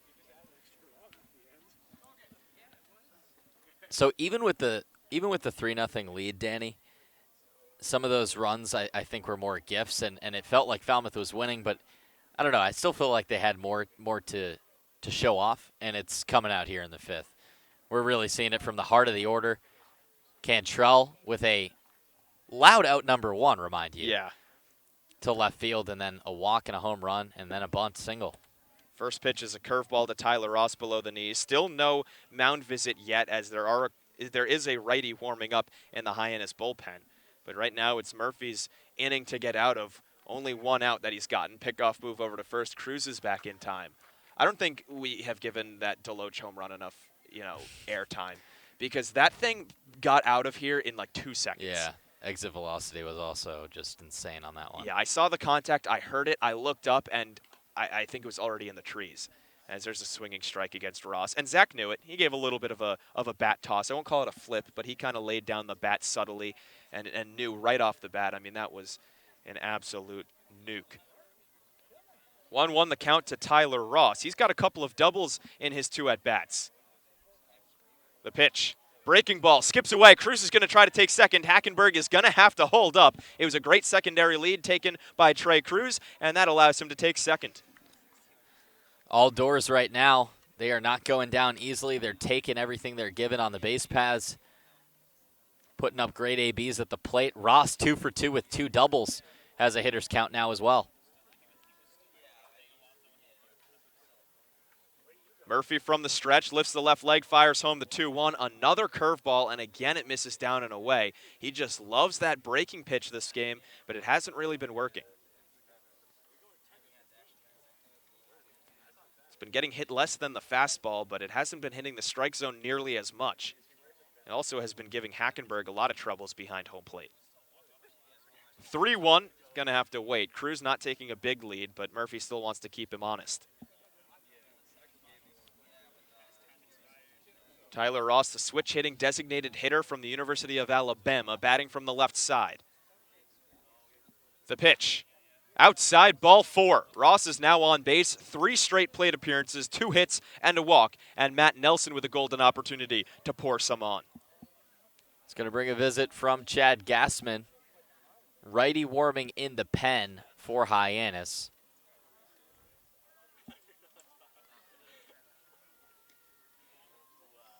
I believe it's Tyler Drabick from Kent State.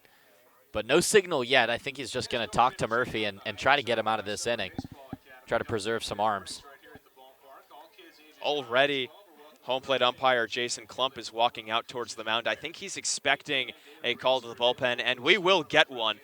They're opting for a righty to go to a righty from the pen as Gassman makes the official call, and coming on in is the reliever. We'll have his official name for you in a second. No names in the back of the jerseys here on the Cape. And Hyannis is one of those teams. So that day is done for Kyle Murphy. He's still on the hook for 2 more runners on base, and there are still 2 outs to go here in the 5th. We'll head to a short break as the pitching change is underway. We'll be right back on the Falmouth Commodores Baseball Network.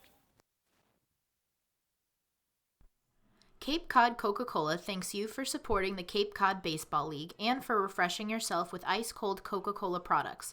Please remember to recycle your empty bottles, cans, and all other recyclable materials. It takes only 6 recycled plastic bottles to make a new baseball cap.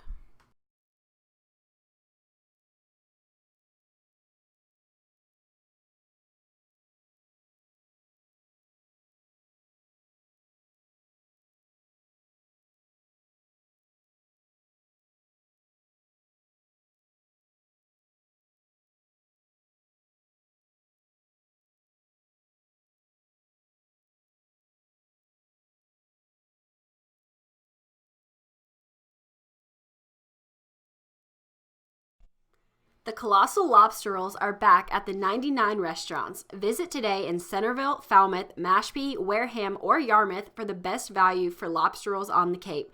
The 99, proud sponsor of the Cape Cod Baseball League.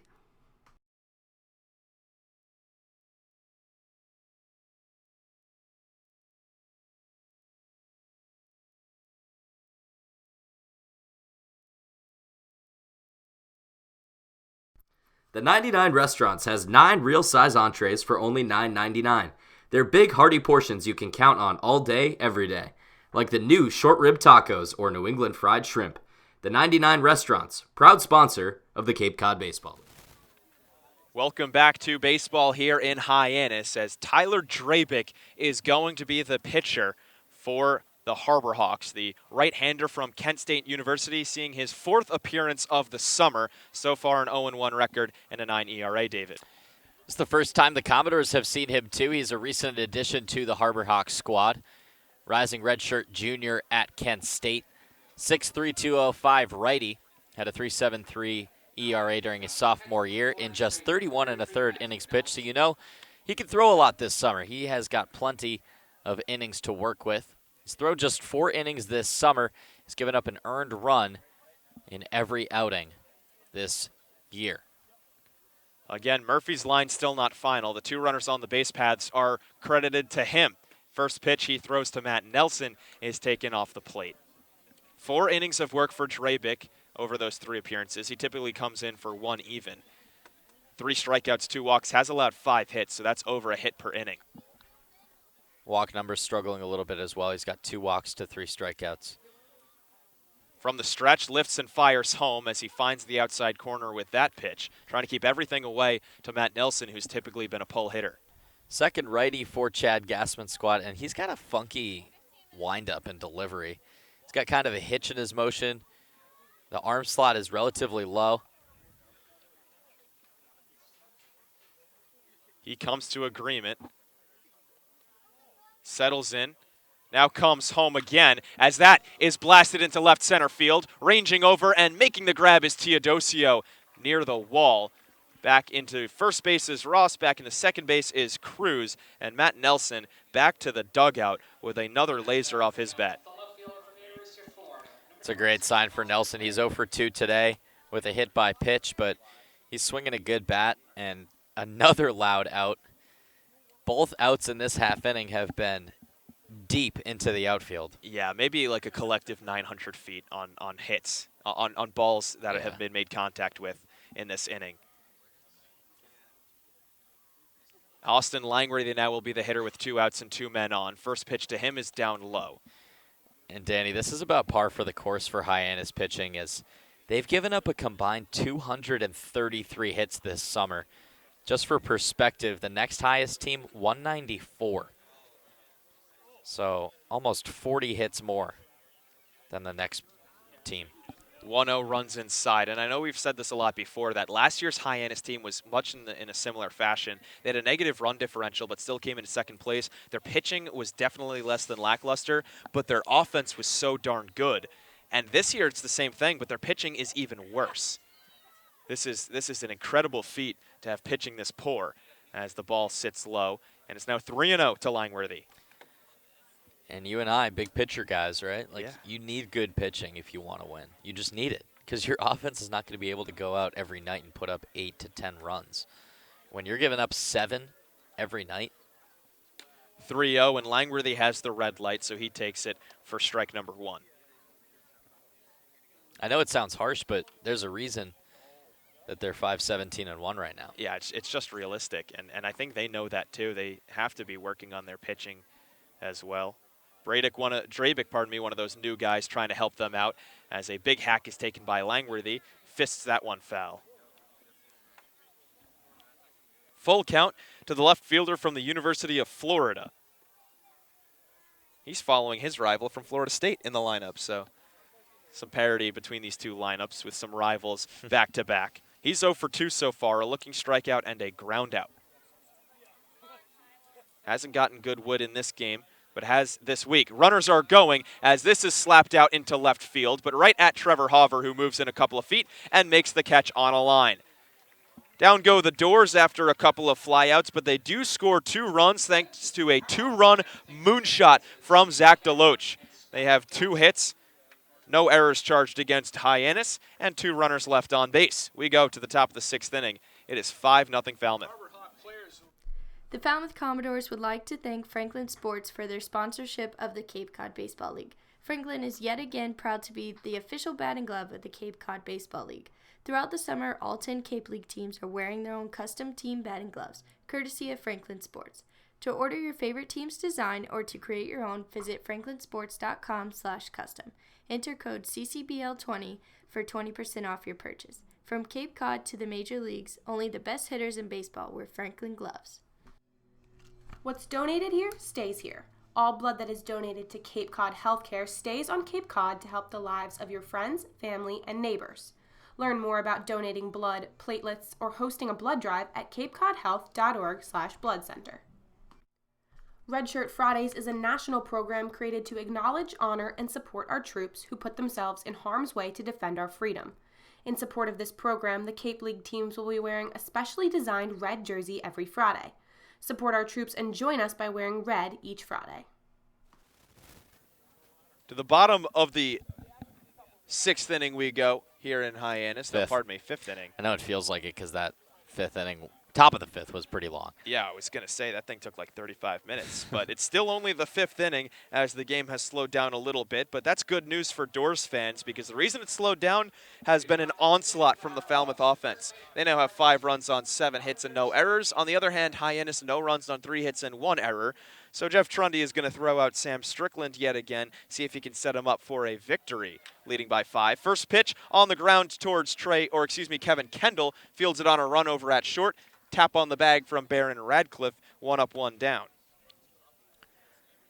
I just got a very strange flashback, Danny. That was a very Logan Davidson-esque play at short. Seriously, I don't know why. They also kind of look similar. They have the similar faces and haircuts. I also think that Logan Davidson had his sunglasses on his hat a lot of the time like Kendall does now. But he fielded it on a run, and he took an extra couple steps to make sure he gathered himself before the throw. Delivered a laser onto first. I know it was a routine play, but Kendall in good company with last year's shortstop who was picked in the first round. First pitch strike to Rowdy Jordan, who got really good wood on his first AB, but put it right into the glove of Trey Cruz at third, and then he was able to double up the base runner at second as a ball misses outside 1-1. A rare line-out 5-4 double play, but just wrong place at the wrong time for Jordan's scorcher. Strickland working quickly, lifts and fires from the windup as Rowdy Jordan launches his bat all the way towards near where Chad Gassman is standing at third base. He swings and misses at the pitch, and Gassman, I don't know, maybe he needs a bigger helmet because that's a couple of objects nearly hitting him. That was hilarious. that thing was thrown. That was like a discus out to. Oh my goodness. Chad Gassman's definitely giving him a hard time right now as Rowdy Jordan's put a ton of pine tar on his bat. That was wild. I mean, that thing was launched literally parallel with third base, probably 90 feet from home plate. He's got batting gloves on. I'm assuming he had pine tar, had everything, but I guess, I don't know, crazy movement from Sam Strickland. 1-2 the count to the Mississippi State Bulldog, who had a 3-game hit streak snapped his last time out. The pitch popped up right behind us, fouled away. I wish I had a rewind button to see what Sam Strickland's reaction was to that, because I was following the bat and then Chad Gassman, but I wonder if Sam Strickland cracked a smile, because he's a pretty serious guy on the mound. Looking serious right now as he is locked in. The 1-2 outside. Rowdy coming off of a 2019 down in Starkville where he hit .290. 15 doubles, 6 home runs, 49 RBIs. Those are numbers that can top most teams in the country. But he was towards the middle of the pack at Mississippi State. 2-2. Swung on and missed, strike 3. Sam Strickland takes a little bit off of it. Rowdy Jordan swings right through it, and they're quickly 2 outs. This is by far the highest output we've seen in terms of Ks for Sam Strickland. Before this game, his most in a game was 3 against Hyannis on June 26th. But he has an even 6 tonight. Now Adam Hackenberg, who's had his troubles behind the plate, will try to put those away and have success at the plate. He pops up the first pitch foul. Struck out swinging back in the 3rd inning. Catcher from Clemson University, batting just under .250 now. The brother of former Penn State quarterback Christian Hackenberg, so if that name sounds familiar, it is. Here's another pop-up. This one will stay on the field. Hayden Cantrell is watching it. He's under it, and he catches it on the dirt right at second base. 3 up and 3 down for the Harbor Hawks here in the 5th. The first 1-2-3 inning for Sam Strickland since the first. We'll go to the top of the 6th inning. It's all Doors right now on the Falmouth Commodores Baseball Network. Baseball Factory, which has proudly supported the Cape League for 20-plus seasons, conducts baseball trainings, tournaments, and showcases at over 1,000 events nationwide, providing players with world-class instruction and help with college recruiting. The Baseball Factory program leads to future success both on and off the field for players in both middle school and high school. It's never too early to start. Learn more at baseballfactory.com. Cape Cod Healthcare is the leading provider of healthcare services for residents and visitors of Cape Cod. with 2 acute hospitals and more than 450 physicians. For more information, please visit capecodhealth.org. Cape Cod Healthcare. Expert physicians, quality hospitals, superior care. Cape Cod Coca-Cola thanks you for supporting the Cape Cod Baseball League and for refreshing yourself with ice-cold Coca-Cola products. We offer over 400 different beverage choices on Cape Cod to quench every thirst, and more than 150 are low or no-calorie options.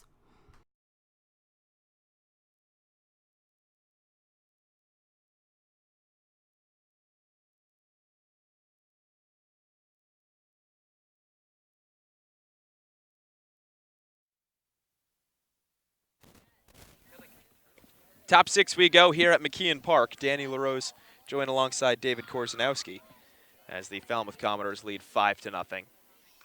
Baron Radcliffe is going to lead off for the Doors. He's followed by Kevin Kendall. Then we're back to the top of the order. I mean, we have seen so many Doors get up to the plate. Hayden Cantrell waiting in the hole, and he's already been up to bat 3 times. It's getting to the point, Danny, where it's not even worth talking about yesterday because it seems like it's so far in the rearview mirror already. 5-0 lead for Hyannis, and maybe a matchup against the Harbor Hawks is exactly what the doctor ordered after a tough loss. Gives them the chance to get the bats going, as they already have. Already 7 hits. First pitch swinging is Baron Radcliffe as he taps that one foul. Yeah, it's still only 5-0, but it feels like a lot more. It does. Just because of the, I don't know, quickness of Sam Strickland's innings and how much Falmouth has been able to get to the Hyannis pitching just about every inning. Here's the 0-1 from Drabick, misses up and away to the rising junior at Georgia Tech. I think what the difference is, Danny, is that it feels like Falmouth is the better team. And when I say that, I mean that Falmouth, even when they're getting out, it's getting loud outs. Yeah. They're getting hard contact on balls. Hyannis has not been able to do that. Radcliffe watches this one off the plate, 2 balls and a strike. He's a guy who had loud contact on his last at-bat. It was a sacrifice fly into left field, but off the crack of the bat, I thought it was going over the wall. The 2-1, right down the chute.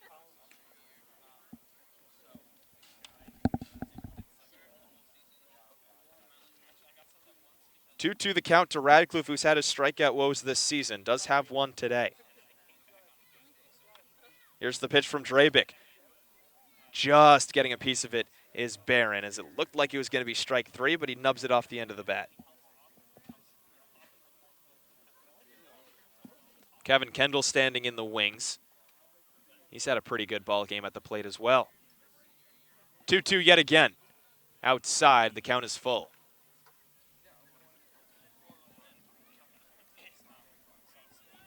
Radcliffe working a long at bat, something we haven't seen him do too much this summer. Here's the payoff pitch. Outside, ball 4, just off the outside corner, and Radcliffe is going to reach on a walk. It's also been rare that we've seen him walking, too. Seems like he's been the guy who's faced the most called strikes against him.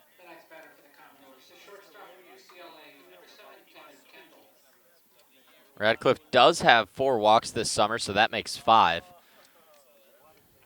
on his 29 at-bats.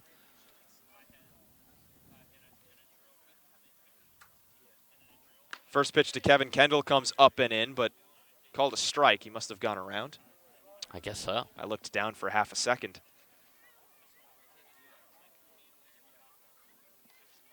Nonetheless, it's 0-1 to the shortstop. Had a great game in the field so far, has a single as well. Radcliffe is running. It's an off-speed pitch that is tapped foul by Kendall. 0-2 is the count. Not sure if it was a hit and run, but Barron got a pretty good jump. He did, and we haven't seen Baron Radcliffe steal a base. He's one of a few guys who has not even attempted a stolen base this summer. So it makes me think it was a hit and run trying to get it to the top of the order, because if that was poked into the outfield, it could have been runners on the corners for Hayden Cantrell. No balls and 2 strikes now to the 9-hitter. Drabick from the stretch, as he has been pretty much all evening. The pitch.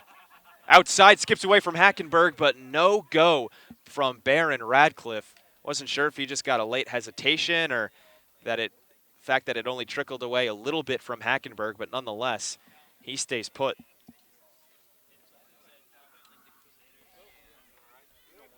1 ball, 2 strikes to Kendall. Has an RBI in 3 straight games that was snapped yesterday when he walked. Watches that one low. Pardon me, didn't walk, but got out in only 1 at bat. He was a pinch hitter, and his stretch of 3 games with RBIs was no more.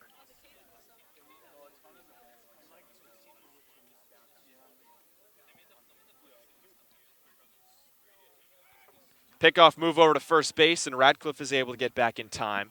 He was late on the dive back, but he is 6'4", so that lends itself. It's got to be worth something, right? Drabick with a pretty good pickoff move, though, for a righty. Yeah, it was a quick throw. Now he's back, locked in towards home plate. Lifts and fires the 2-2. Kendall goes down and gets it as he slaps it out towards left field. Hover is back, and he's able to make the catch over his back shoulder after turning around 2 or 3 times. How about that from Trevor Hover? He continues to impress defensively. Hover looked great, and that was a pitch from Kendall. I don't know how a ball that low was able to get probably 300 feet down in left field. Caused trouble for Hover, who is playing relatively in because Kendall only has 1 extra base hit on the year, but then had to go twisting and turning on his way back to make the catch. I thought he was going to drop it just because he couldn't line it up properly. Pretty much hit directly over him, and he had to get over 1 shoulder in order to make the catch, but he did. Now it's Hayden Cantrell, who's batting as a lefty, as he lines one into right field. That's good for a base hit. Hayden keeps lining up the baseball perfectly. He now has 2 singles in 4 at-bats. And this is the part of the order that caused so much trouble in the 5th inning, Danny.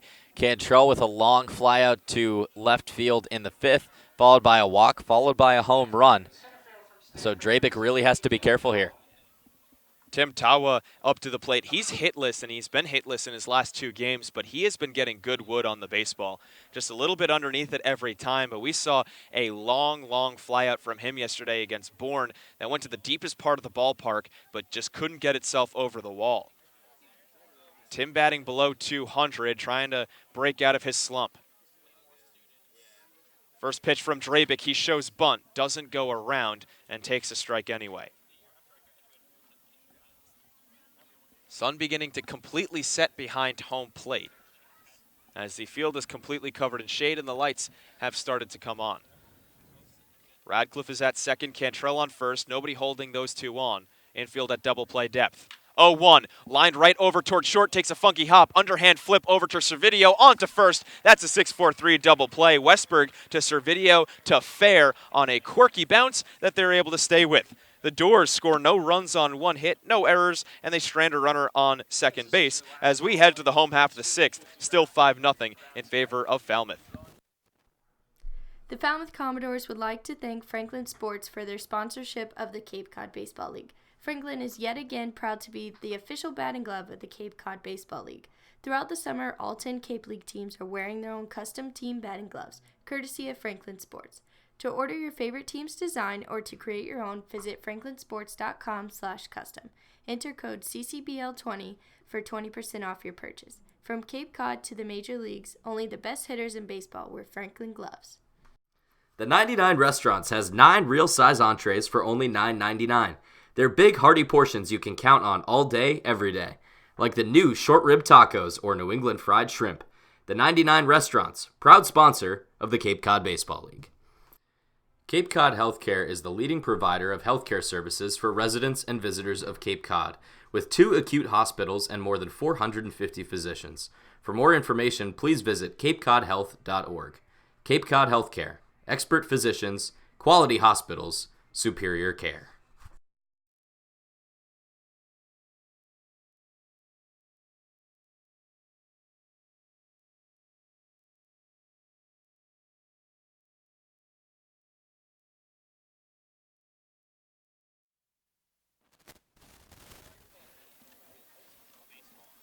Home half of the 6th at McKeon Park, and it's all Commodores so far. They lead 5-0.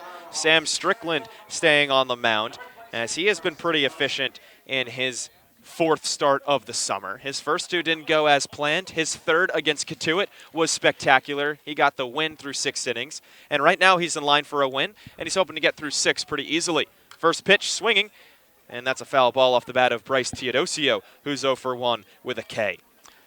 So 2 areas of possible improvement for Strickland after his great start against Katuitt. 1 is to get a shutout, and 2 is to up his strikeout total. So far, he's doing both. Teodosio from Clemson swings at that off-speed pitch and is nowhere near it as he's way out ahead and ends up in the the left-handed batter's box after his swing. I mean, he's only faced 2 over the minimum, Danny. With a walk in the second, and then a double play to end that inning, and then a single in the third. He allowed a single in the fourth, but it was erased by a double play. Here's the pitch. Line drive up and over Barron Radcliffe. That one is going to trickle up the right field line and head towards the fence. Cut off by Zach DeLoach, but he's got no chance to get Teodosio at second base as he has a leadoff double. Radcliffe almost made that catch, too. Not many first basemen would be able to, but Barron Radcliffe at 6'4", 235, jumped up and to his left, outstretched his glove, just couldn't quite get there. Would have been an insane snag if he got to it, but it was down the right field line and into the corner. A nice throw by DeLoach. I thought Teodosio might have been able to stretch it into 3, but not with a ton of speed, and DeLoach with a great throw to stop him at second. Yeah, Zach has a cannon, and we've seen that all summer long as his throw nearly got up and over Hayden Cantrell and nearly hit second base on a line. Here's Jordan Westberg, the leadoff man.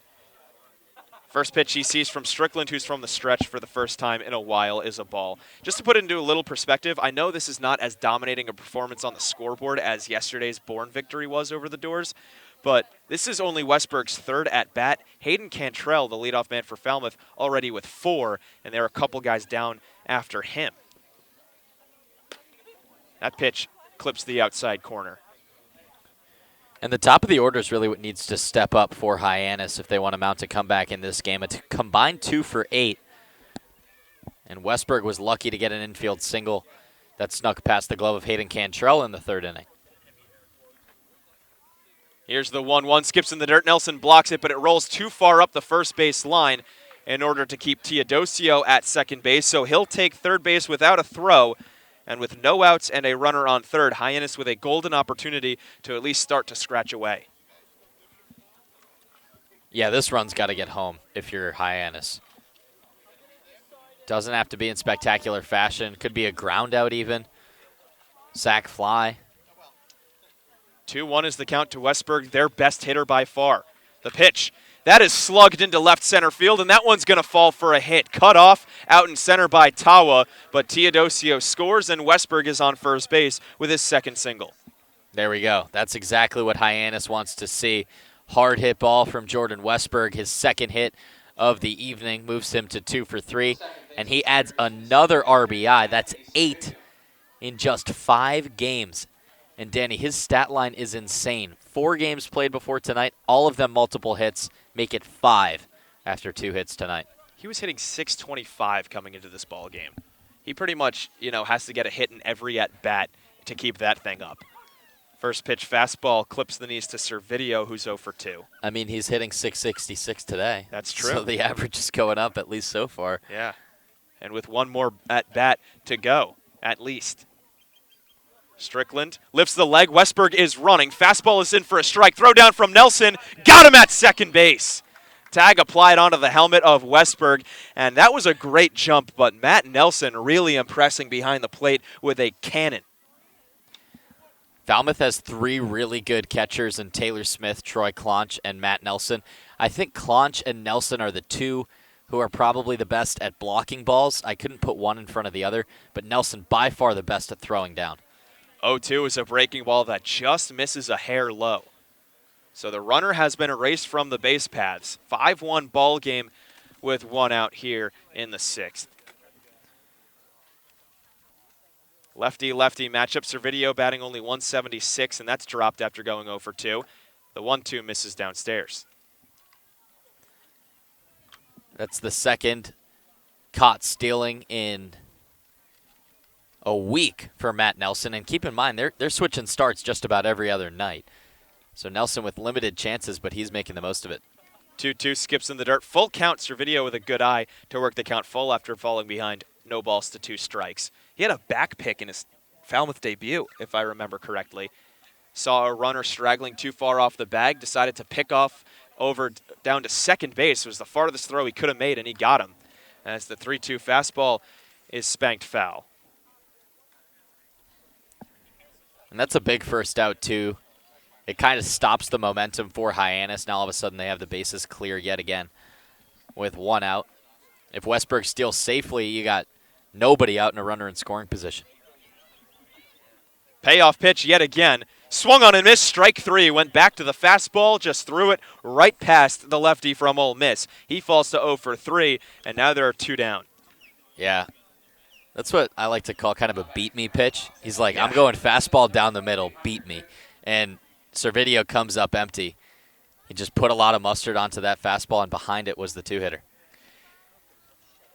You know, it reminds me of the Sandlot when the pitcher yells at the catcher Ham. Here's a ground ball to short. Kevin Kendall is there.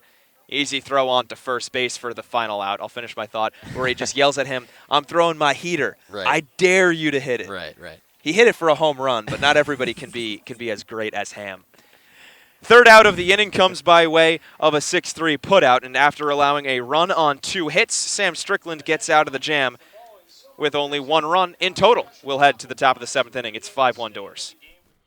Baseball Factory, which has proudly supported the Cape League for 20-plus seasons, conducts baseball trainings, tournaments, and showcases at over 1,000 events nationwide, providing players with world-class instruction and help with college recruiting. The Baseball Factory program leads to future success both on and off the field for players in both middle school and high school. It's never too early to start. Learn more at baseballfactory.com. We're back here at McKeon Park. David Korzanowski joined alongside Danny LaRose as we head into the top of the 7th inning. 5-1 Commodores lead. We'll bring in Katie Florio yet again to talk about the team's offensive momentum. Katie, what do you got? Thanks, David. And what a bomb from Zach DeLoach. I just talked to Tim Tawa, who was in the dugout. He was on base when Zach hit that ball, and Tim said he knew it was gone right off of the bat. He gave up on watching it and started running because he absolutely knew that was a no-doubter. But it's so great to see this team bounce back tonight. I asked him what the dugout mood has been like, and he said it's always loose. Nothing changes no matter what, and he's just having so much fun with these guys. Thank you, Katie, and definitely reasons to be relaxed and having fun tonight. A 4-run lead for the Commodores as we head into the final third of this game. We've seen the team with some antics in pregame and postgame interviews. We didn't see as many yesterday, maybe because of the score, but Also, Coach Trundy was the interview. I don't know if they would Correct. have the same antics with True. him. True. But they are back and playing loose and playing well. Even with the loss yesterday, Danny, I still think Falmouth retains their title as one of the hottest teams in the Cape League. I don't know if you can be hot, per se, off of a 14-0 loss, but in their last 10, they're 7-3. Yeah, so that's pretty good. DeLoach swings and fouls back the first pitch that he sees. His last time up at the plate had a 2-run bomb, and a bomb might even be an understatement. It was an absolute moonshot over the right field fence. The 0-1 from Drabick, big hack from DeLoach, who comes up empty yet again, 0-2. Word on the street is it's still in orbit, and it has been officially recognized as Earth's second moon. Really? What's it named? D-bomb. The 0-2 from Drabick. Misses low. I'm telling you, that thing easily the most impressive home run we've seen this season. I from mean, anybody. you've been oogling over that for like 3 innings now. Rightfully so. It's really good. It was like it looked like Pete Alonso last night. The 1-2 change up that's just a hair below the knees of Zach DeLoach. He's working a 2-2 count right now. Reached base twice, walked in the third on 4 pitches. Home run in the 5th. Drabick from the windup, the righty from Kent State. Slow delivery, misses low, 3-2. Speaking of long ball slinging pistol Pete Alonso, yesterday was a pretty good day for the Bourne Braves. It right? was. It was indeed. Pete Alonso, a Bourne Braves alum, played at Durand Park in 2015. Here's another shot into right field. And here's another home run. Zach DeLoach flips the bat, Rowdy Jordan watches it sail. Now back-to-back home runs for Zach DeLoach. It's 6-1 Doors. What? It's like he's taking batting practice at this point, because he had that one lined up pretty much from out of the hand of Drabick, and he was watching it. I mean, goodness gracious, in the major leagues, that would be seen as the biggest disrespect in the game, because he was just watching it sail, took 3 steps, and gave a double corkscrew to his bat. That was another long ball that is probably still waiting to fall. Again, just don't throw middle into Zach DeLoach, but at this point, do you even throw to Zach DeLoach? He is that good right now. Came into the game leading the Cape in average, and now he's climbing up in the home run tally. Now 3 home runs on the summer for DeLoach. His first was a solo shot that tied the game against Chatham. And if that wasn't enough in Game 1 against the Anglers, he hit a walk-off in the bottom of the 7th inning. He is 2 for 3 tonight with a 2-run blast, a solo shot, a walk, and a flyout, Danny. His one time that he got out was to deep center field. He maybe, again, home run derby reference, maybe he was just watching those guys swinging and saying, hey, maybe I'll try that. Because it seems like every single swing he's put on has been for the fences, and that has been, successfully for the fences. It's not one of those, oh, he swung for the fences and he swung out of his shoes. No, it was one of those where he swung for the fences and he put it 20 feet over. Crazy. So with that, we will have another pitching change. We'll keep it here during this shift for the Harbor Hawks. It's Nolan Crisp from Florida, rising sophomore with a 6.41 ERA during his freshman year. He stands at 6'3", 195. He's another righty. And Danny Drabick struggling when he comes out, and now Crisp, someone that they can hope they can rely on a little bit more. So you remember when, first I'll go over his stats. 1-0 record, 7.50 ERA. This will be his 7th appearance. Has racked up 12 innings of work. His last appearance was arguably his best. Got the win over Bourne on July 6th in a 6-4 ball game. 3 innings of work. Allowed 1 hit, 1 earned run, 1 walk, and 2 Ks. He's a guy who I was thoroughly impressed by back in February. You remember how when Falmouth was playing Harwich, mentioned, what was his name? Kendrick Kalalau won SEC Player of the Week that I was in Gainesville for the Miami series. Well, Nolan Crisp pitched in back-to-back games. He threw 3 innings of work in total, allowed only 1 hit, 2 strikeouts in each of his appearances against the Miami Hurricanes back in February. Nolan Crisp was the best pitcher I saw throughout most of the season, throughout the entire school year. He was really, really sharp, pretty incredible, stuff that I saw. In total, didn't really amount to much because he had a 6.41 ERA, only 39 1/3 innings of work. But early in the season, he was as lights out as any Gators pitcher. Fastball sliced into left field. However, making a catch at the belt on the run off the bat of Trey Cruz. Another hard hit ball from the Commodores and another loud out. But Crisp gets one down here in the 7th. I was looking at Crisp and I looked at my stat sheet and I said, there's no way this guy's 6'3". Like my notes said, and indeed I was off by 6 inches. He's 5'9", 180. And he throws like mid-90s. Fastball knee-high to Tyler Ross as a strike. Ross 2 for 2 with 2 doubles, but he has been overshadowed by Zach DeLoach. Still having a great day at the plate. He takes a hack at the high fastball and comes up empty 0-2. I think Ross is the only guy to hit baseballs into left field to not be caught by Trevor Hauver. Right. How about Hauver? I mean, just don't hit the ball to left field because he's tracking everything right now. He's got tons of speed at the left field position. Great jump on the ball. Fantastic first step. He's made some great plays. He robbed Cantrell likely of a double off the wall and Cruz of a hit just there. Here's a pitch that is about shin high to Ross, 1-2 the count. Crisp working extremely quickly. He settles in the windup. He's got a quick motion, rears back and fires, swinging strike, and it's dropped. Throw down to first. Plenty of time for out number 2. Yeah, Crisp has his stuff working early on. What Murphy didn't have going for him, the starter for Hyannis, was his fastball was getting lit up and his breaking ball wasn't getting strikes. So he pretty much had to resort to the fastball in order to get strikes, to get outs. and of course Falmouth was jumping all over it. Well, with Nolan Crisp, his fastball is his most impressive pitch. It has a lot of zip, has some movement, and when he throws a curveball like that, that's well in the dirt. Ross is fooled just because his other stuff sets it up so well. Matt Nelson watches a ball about eye level. Crisp fires to the righty. This one, foul ball down the third base line into the screen, and it ricochets over to the Hyannis bullpen, which is now quiet. Third pitcher of the day for Hyannis in Nolan Crisp. He fires the 1-1. Beautiful curveball. It moves to the outside part of the plate.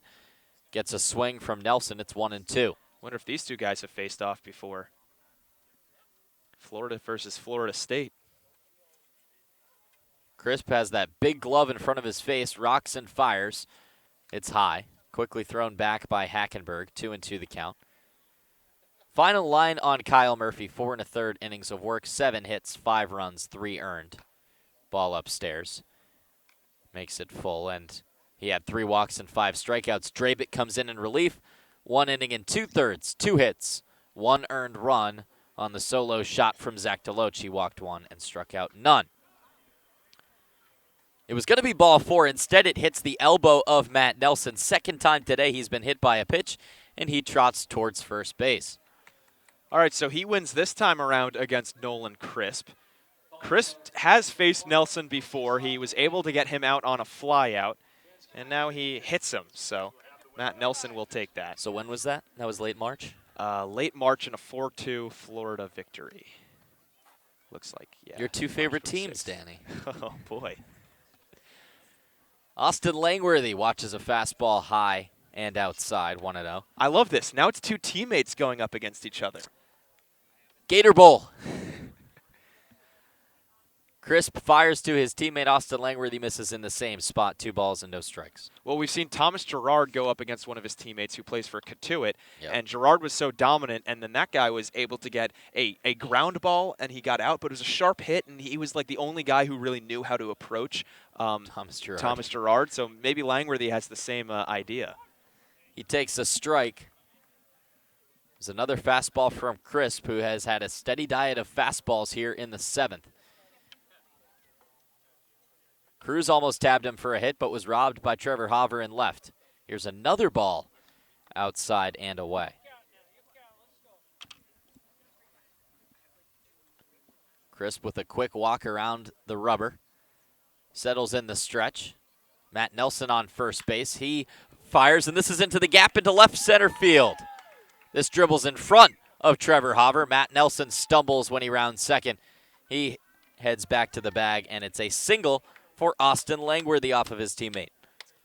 Yeah, I guess teammates just know how to hit off of their other teammates because, I mean, Austin Langworthy is able to do it here. That's his first hit in quite some time. He hasn't been swinging as good of a stick as he had been in previous games. Was 0 for 3, a strikeout, a ground out. Wasn't looking really as solid, but that one is a great hit, and that could be a slump buster. I mean, when you line up a pitch like that with 2 strikes, that can do great deals for your confidence.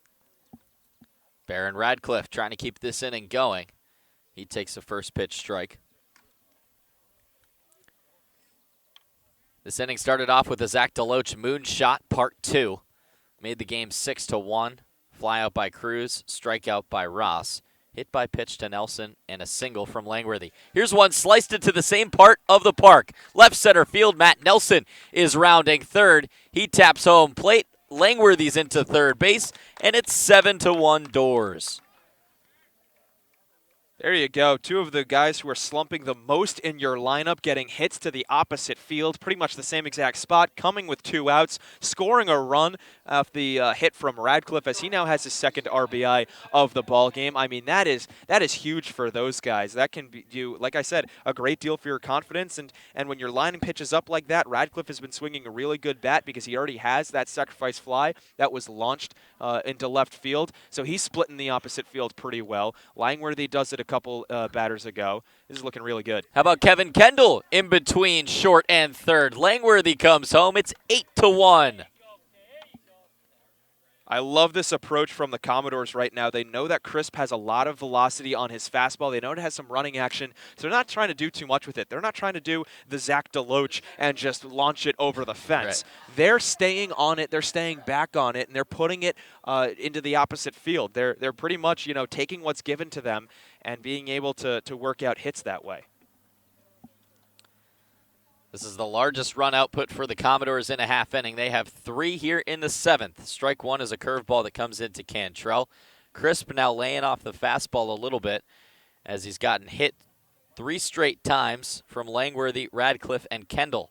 All lefties, all to the left part of this ballpark. The 0-1, fastball. Hayden Cantrell just underneath it. He's frustrated with himself after that. It's 0-2.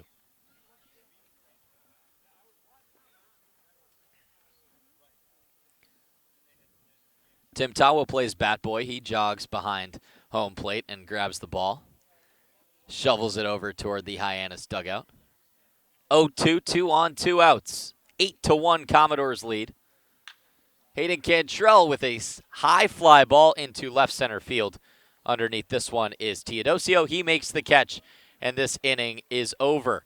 Now 8 runs on 12 hits and no errors for the Commodores. They score 3 in the 7th thanks to a home run from Zach DeLoach and then 3 straight singles. 4 hits total in this half inning. No errors, and 2 runners left on base. To the bottom of the 7th we go. You're listening to the Falmouth Commodores Baseball Network. The 99 Restaurants has 9 real-size entrees for only $9.99. They're big, hearty portions you can count on all day, every day. Like the new short rib tacos or New England fried shrimp. The 99 Restaurants, proud sponsor of the Cape Cod Baseball League. The Falmouth Commodores would like to thank Franklin Sports for their sponsorship of the Cape Cod Baseball League. Franklin is yet again proud to be the official batting glove of the Cape Cod Baseball League. Throughout the summer, all 10 Cape League teams are wearing their own custom team batting gloves, courtesy of Franklin Sports. To order your favorite team's design or to create your own, visit franklinsports.com/custom. Enter code CCBL20 for 20% off your purchase. From Cape Cod to the major leagues, only the best hitters in baseball wear Franklin gloves. Cape Cod Coca-Cola thanks you for supporting the Cape Cod Baseball League and for refreshing yourself with ice-cold Coca-Cola products. We offer over 400 different beverage choices on Cape Cod to quench every thirst, and more than 150 are low or no-calorie options.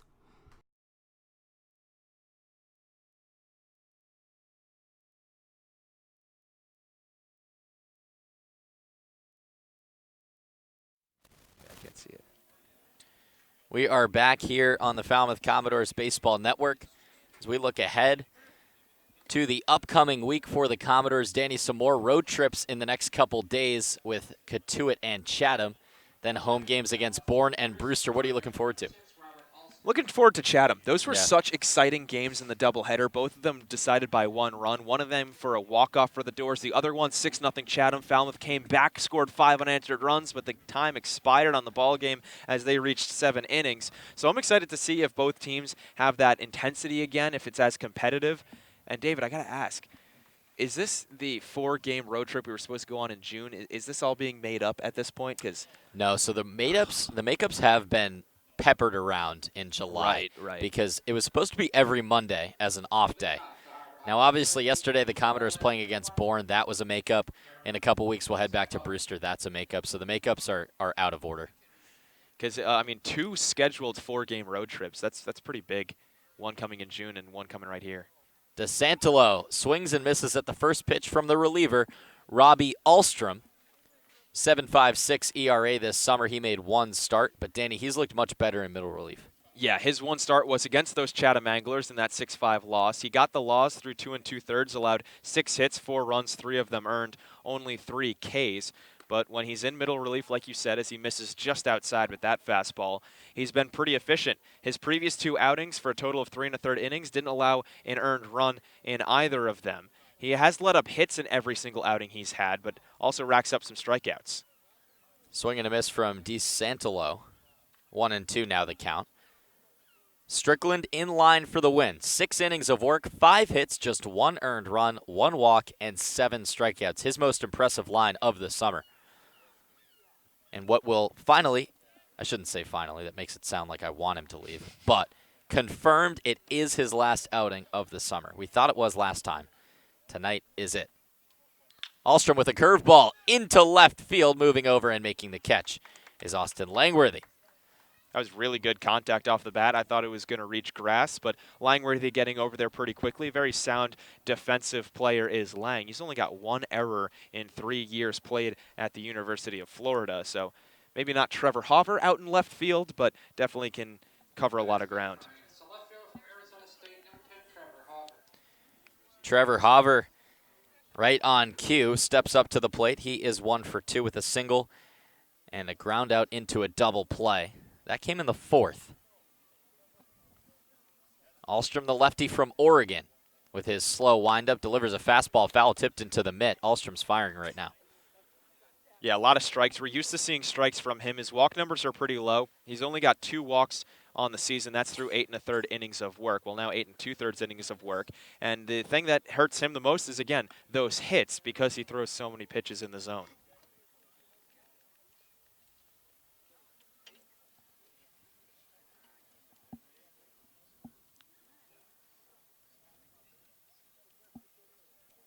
Ahlstrom delivers. Ball low. That skipped into Hopper. Ian Fair on deck. Harbor Hawks with 5 hits, 2 of them coming from the leadoff man, Jordan Westberg.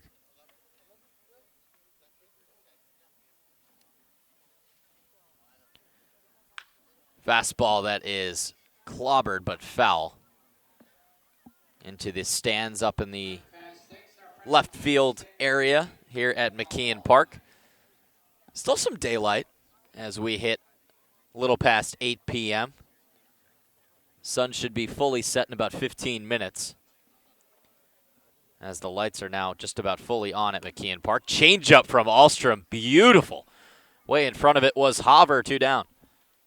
Yeah, that's one of those where the hitter walks back and he just says, there's nothing I can do on that. It looks like a fastball for the first 56 feet, and all of a sudden it loses, 6 inches, and you're like, well, it was right there the whole time. It was on a platter for me, right. And then it just completely plummeted. It's like, gravity suddenly became a thing. So that's a great pitch from Ahlstrom. I want to see more of that.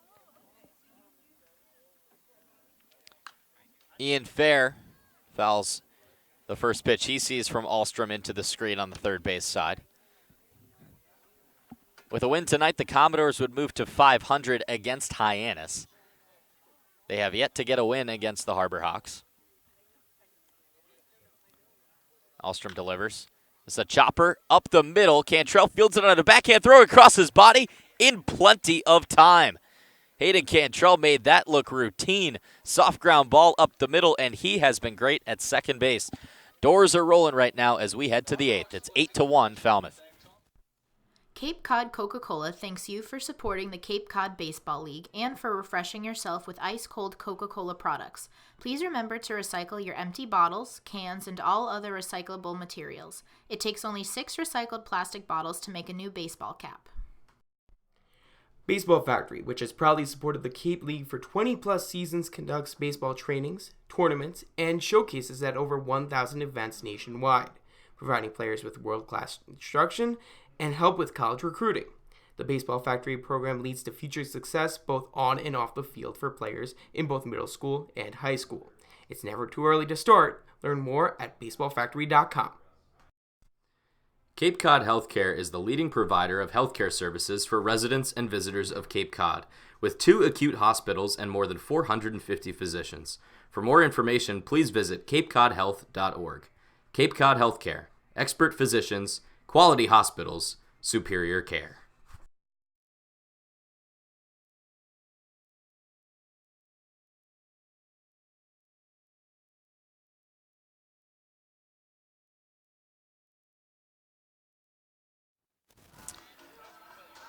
We are back here in the top of the 8th inning. Gas tank is full. My car is ready to go. Danny, where am I going around the Cape? So I suppose I'm driving your car, but regardless, we're heading. You can do GPS and I'll drive if you want. We're heading to Katuitt first. Stopping off at Lowell Park, and the Kettleers in front of the home crowd dropping in divisional game to the Bourne Braves. They lose 6-4. Bourne, sneaky hot right now. They have won back-to-back. This one, heck of a lot closer than last night's ball game, but still a win. As we head over to Yarmouth Dennis out east, Wareham, they win 13-2. They're back in first. And they're looking good right now, Danny. That's a YD team that has been red hot. 2 balls missed to Tim Tawa to start off this half inning. This ball game's 8-1, but you know that. You've been listening all game. Bottom of the 7th out in Harwich. The Mariners are leading the Anglers 2-0. Here is a ball into the right center field gap. Cut off by Rowdy Jordan on a hop, and Tim Tawa has his first hit of the ball game. Boy, Nolan Crisp is just being blasted right now. I mean, pretty much every pitch he's throwing is being smoked into the outfield. To the opposite field every time. Yeah, that was the righty Tawa into right. But finish me up, Cape League. Yeah, we'll head all the way out east to the farthest field that we can go, and then it's a long turnaround back. Maybe we should have done east, then hit every field back. Anyway, Orleans in the top of the 3rd, they're leading the Brewster Whitecaps 4-2. So not too many implications for the Commodores in that ball game, but still fun to see. Zach DeLoach into center field. That will get down for a base hit. Back-to-back singles. And now 5 singles in the last 6 batters that Nolan Crisp has faced. Zach, can you just cut it out? Please. Jeez. Please. You're making us look bad. They have families.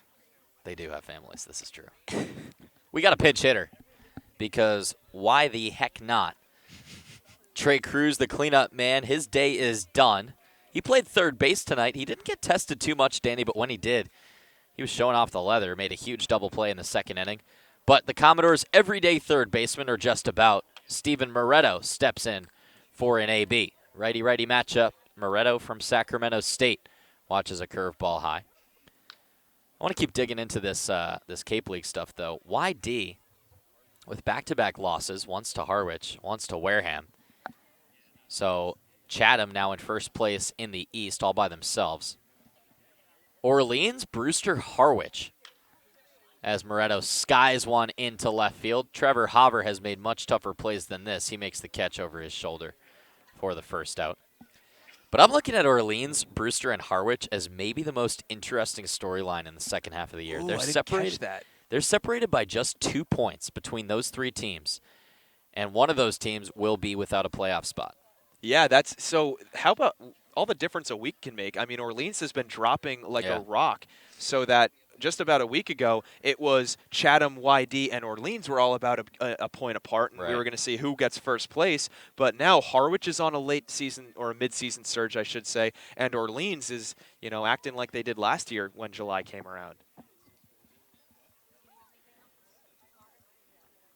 It's the first pitch to Matt Nelson. Excuse me, Taylor Smith comes in for a pinch hit AB for Tyler Ross. Smith, the designated hitter 2 nights ago against the Mariners. He had a walk-off home run in the bottom of the 10th inning, one of the best games we've seen all summer. One of the best endings for the Commodores. But yeah, going back to Orleans, Danny, they've lost 6 in a row. This is just like they did last year. Last year they missed the playoffs because in the Eastern Division, that was a pretty bad division. Orleans just started dropping ball games like it was nobody's business. And that's, I mean, I don't want to say that they're doing that right now, but around the same time, they're starting to play just as poorly.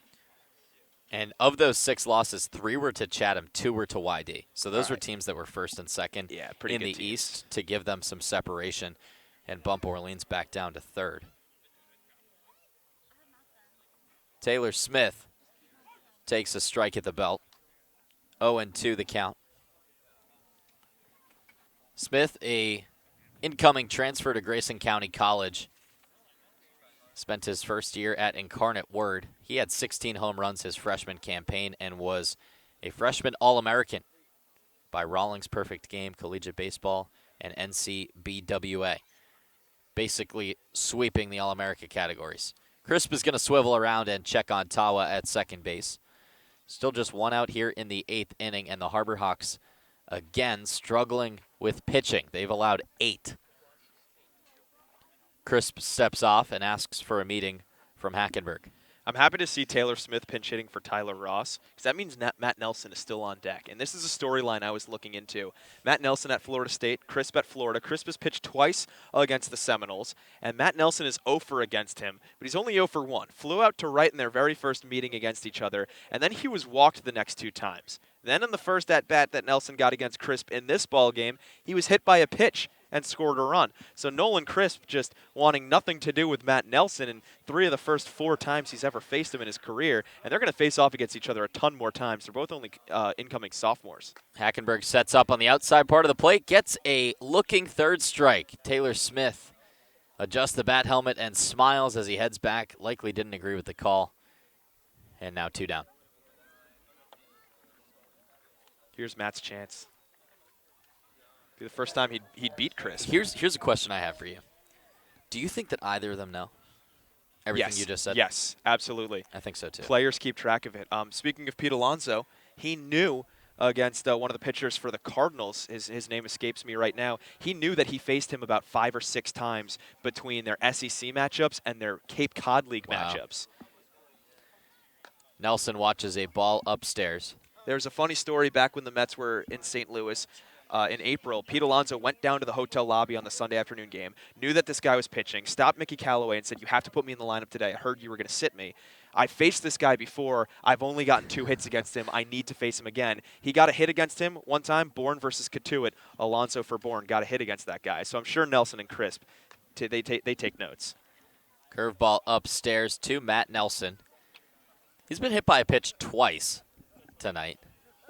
Now 3 times on the season. Yeah, there's some guys who either have a bigger frame, something about their batting stance, or they might stand in close to the plate in the batter's box. They just sometimes have a target on their backs. Can't explain it.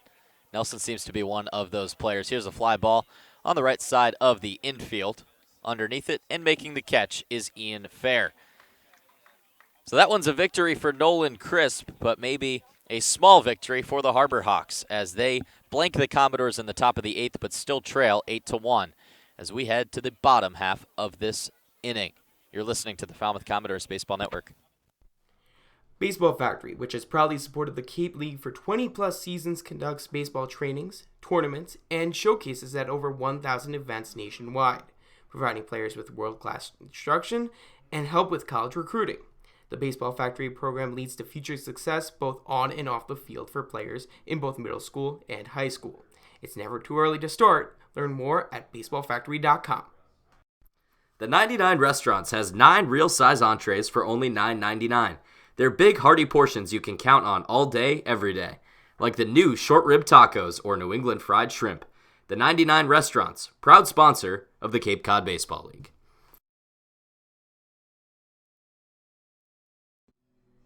What's donated here stays here. All blood that is donated to Cape Cod HealthCare stays on Cape Cod to help the lives of your friends, family, and neighbors. Learn more about donating blood, platelets, or hosting a blood drive at capecodhealth.org/bloodcenter.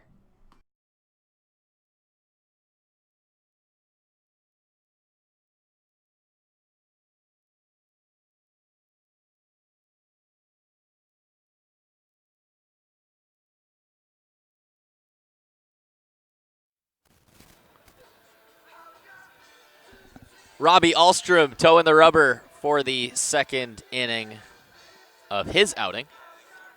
He's been great. The Commodores have been great.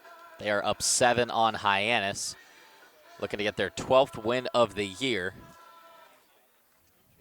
Tomorrow we'll head to Katuitt for a 5 p.m. first pitch. Severin Lavenstein will be joining me on the call. He will actually be play-by-play. I will be color commentary. Danny will be, where will you be? You'll be following along. Somewhere around Boston following along. Love it. We'll miss you. Thank you. We'll Need a day off after February through July now has been pretty much baseball every day. First pitch swinging is Rowdy Jordan. He fouls it back into the screen. He's 0 for 2. Hard hit ball to Trey Cruz at third base, which was snatched, and then doubled up at second base was Trevor Hoover to end the second inning. Then he struck out swinging in the 5th. Here's the 0-1. Change up. Foul. How about this for Rowdy? 4 for 41 to start the summer. That's tough. Yeah. It happens. We've seen a lot of guys on the Cape League, especially from Omaha, maybe struggle to adjust to the wooden bats. Mississippi State making a long trip.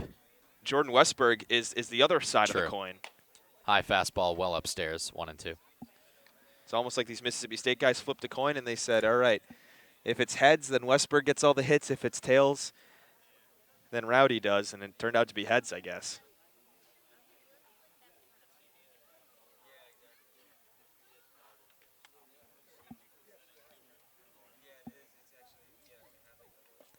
Ball down low to Jordan. Jordan playing right field tonight for the Harbor Hawks. His birth name, William Kevin Jordan, because his mom did not want Rowdy written on his birth certificate. Is that really I'm serious, yeah. But it was well understood that that would be his nickname and what he would be called. It's how he's listed on the lineup and on Mississippi State's website. Another ball misses high, and now a full count. Wonder how they got to Rowdy right off the bat. I don't know. He's from Auburn, Alabama, so he spurned the Tigers to go to Mississippi State. Yeah, he was freshman All-American in 2018, and he's been great with the Rebels. Nope. Not the Rebels, the Bulldogs. Dang it. Wrong Mississippi school. God, Fouled back into the screen. I hope some State fans did not, are not listening, didn't hear that. Well, I got a snitch next to me in the broadcast booth who's going to go tell all of his best friends from Starkville. In case you haven't been following along, Miami, which my partner Danny LaRose goes to school at, played in the Starkville Regional in the NCAA tournament. He took a trip down with WVUM and called some games and has since been in love with Mississippi State. Ball 4 in the dirt, and Rowdy Jordan reaches base for the first time tonight. Well, there's a fun story that's come out of that has kind of circled itself all the way here to Hyannis, is that a couple days ago I came across, because Jake Mangum, the all-time SEC hits leader, pretty much, the golden boy of Mississippi State baseball for the past 4 years, gets drafted by the New York Mets, my hometown team. So I'm following along with a little bit with Mangum as he goes through the ranks, and he's in Brooklyn right now. And I come across on Twitter that the Mississippi State baseball bus driver is taking a trip all the way from Starkville as a ball comes up and away to Adam Hackenberg. From Starkville, he stops off in Rome, New York to say hi to Jake, give him his own cowbell, because that's, their shtick down at Mississippi State. And he says to some people on Twitter who are asking him where he goes, he said, I'm heading up to the Cape. And I was like, oh, we might see this guy. Yeah. We play Hyannis later this week. Robbie Ahlstrom all of a sudden having trouble finding the strike zone. 2 balls and no strikes to Adam Hackenberg. And sure enough, he's here. He's probably 50 feet away from us. So I guess I've been subtly, internet stalking this guy by accident. 2 balls and no strikes to Ahlstrom, or from Ahlstrom. Here is the third pitch, swung on and missed. Hackenberg comes up empty. Struck out swinging in the third, grounded out in the 5th. Yeah, he's now 2 for his last 19. For a guy who started his season on a 5-game hitting streak, has seen, kind of sparse playing time. If he can start hitting better, I'm sure he'd be back in the lineup pretty often. Throw over to first. Radcliffe with a nice scoop. He's looked solid at first base tonight. We've seen a handful of guys getting the start at first this summer. Ahlstrom delivers, fouled into the mask of Matt Nelson, who takes it off and checks his gear. Now a 2-2 count. Matt Nelson back with his normal cleats. He must have gotten a shipment from Florida State or something, because he broke one of his cleats just falling like a bag of potatoes on a throwdown. Also, something I didn't note yesterday is Troy Claunch. He broke his chest protector. He's wearing new equipment also.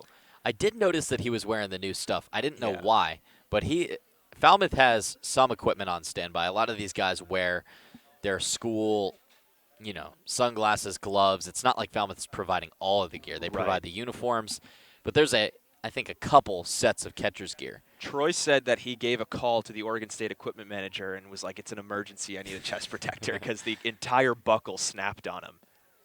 2-2 the count. Ahlstrom from the stretch, kicks and delivers. Swing and a miss, strike 3. Ahlstrom, who was having trouble locating the zone, fires 3 straight strikes to Hackenberg. He gets his second strikeout, and now 1 down in the 8th. That looked like that nasty changeup again. He kept it low in the zone, so Hackenberg probably should have laid off because it never looked like a strike. But again, when you're trying to protect with 2 strikes and it's got that bottoming out action, you get a little too antsy, and Ahlstrom is able to get a swinging strikeout. His changeup has been fierce.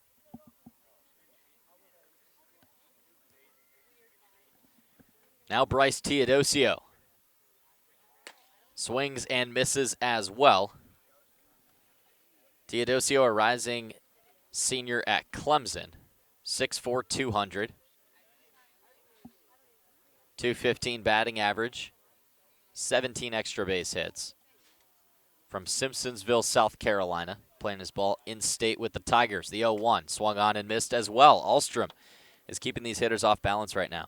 Yeah, and the key for pitching against Bryce Teodosio this game has been fastballs on the outside part of the plate. He's been chasing a lot of them. He's been swinging hard at them, and he's been losing his balance on them. He has not really had the timing down on fastballs, and that's what Ahlstrom saw when Strickland faced Teodosio, and that's what he's resorting to. No balls, 2 strikes. This one lifted in the infield. Ahlstrom moves over. Nelson is called off by Barron Radcliffe. Nice play by the first baseman, who comes in well down the first base line, had the best angle on the ball, and makes the catch. 2 down. That's a mature play from Barron Radcliffe. You wouldn't expect that from a guy who typically, well, maybe you would expect it from a guy who typically plays the outfield, but at first base, you know, he's not normally at that position, but he's doing what a good right fielder does. I mean, that's kind of like when the second baseman goes out onto the outfield grass, can't really read where the ball is going, and the right fielder has to come in, call him off, and make the catch on the run. Pretty much the equivalent, only it happens on the infield grass. Ahlstrom hunched over. Left arm dangling as his back is parallel with the dirt. He agrees on a pitch, settles in the stretch, and fires a curveball. Swung on and missed. That was dirty. Jordan Westberg down 0-1. Yeah, he kind of took 2 swings almost. He followed through with his legs, and his bat was way behind just because he messed up the timing so much. I'm sure wasn't expecting curveball, and that curve had some extra off speed on it. Ahlstrom's 0-1. Westberg lays off, and the count now even. Sun's still setting here in Hyannis, making for a beautiful sky on this Cape Cod night. Right field sky is darker blue as we move to the left, sort of a baby blue with some pink clouds above the trees outside of the outfield at McKeon Park. Ball number 2, low and inside, a fastball to Jordan Westberg, who's had a great night. 2 singles, was caught stealing in the 6th.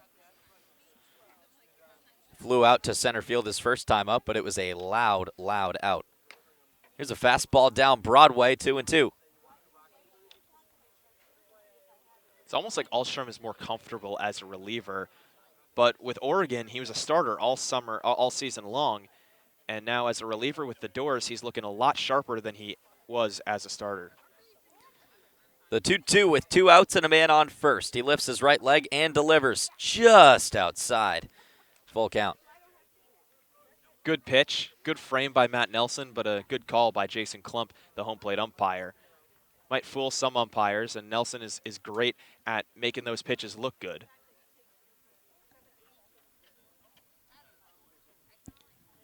Full count, 2 outs. With Jordan on first. Here is one skewered into the shallow outfield, but right into the glove of Hayden Cantrell. He makes the catch in shallow right as we head to the 9th inning. It's 8-1 Falmouth as we get last licks for each team. We'll be back after the break on the Falmouth Commodores Baseball Network. Earn a bachelor's or master's degree, complete a certificate, or take a single course through the Division of Continuing Education and Graduate Studies at Curry College. Classes run days, evenings, and weekends in Milton and Plymouth. To learn more about programs in business, criminal justice, education, nursing, and more, visit curry.edu. Baseball Factory, which has proudly supported the Cape League for 20-plus seasons, conducts baseball trainings, tournaments, and showcases at over 1,000 events nationwide, providing players with world-class instruction and help with college recruiting. The Baseball Factory program leads to future success both on and off the field for players in both middle school and high school. It's never too early to start. Learn more at baseballfactory.com. The Colossal Lobster Rolls are back at the 99 restaurants. Visit today in Centerville, Falmouth, Mashpee, Wareham, or Yarmouth for the best value for lobster rolls on the Cape. The 99, proud sponsor of the Cape Cod Baseball League.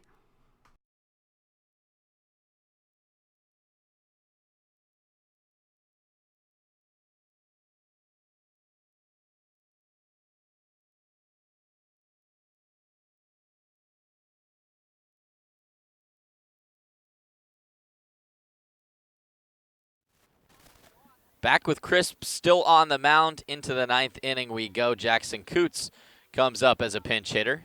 He's a first baseman from Rhode Island, playing left field as he came in as a defensive substitution. Crisp still working quickly.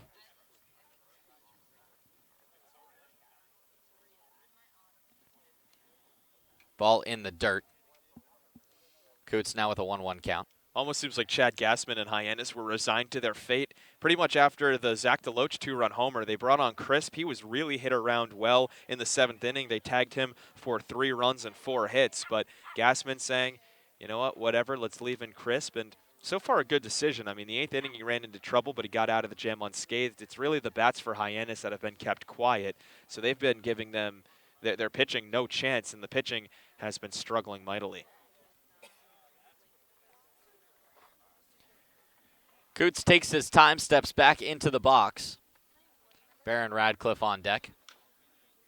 This one dribbled into the infield, underhanded by Fair, tag by Nolan Crisp.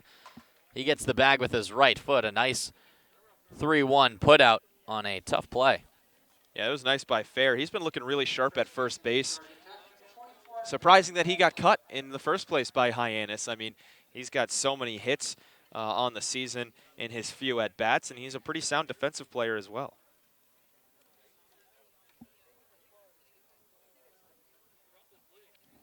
Baron Radcliffe up for the 5th time tonight. He takes a strike on the first pitch from Crisp. He is 1 for 3 with an RBI sac fly, a walk, and a single. Ball outside, 1-1. This is just me, or does Crisp really move at a breakneck pace? Yeah, he moves so quickly. Here's another pitch. Swung on and missed, 1-2. He never works slowly. I mean, that's something I noticed from the first time I saw him way back when, that he's right back on the mound as quickly as he can. So when he gets into a groove, it's nearly impossible to break him out of it. Ball number 2 upstairs.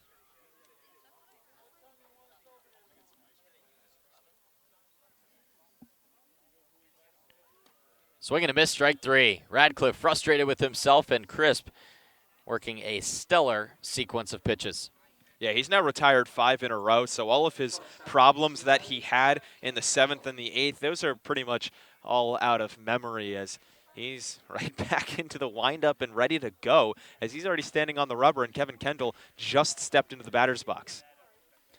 Wants a 1-2-3 inning here in the 9th to get it to the bats in the bottom half. Ball 1. Low. Kendall singled his last time up. It was against Crisp, and it brought in a run. That was in a 3-run 7th inning. Crisp again fires, fouled away, 1-1.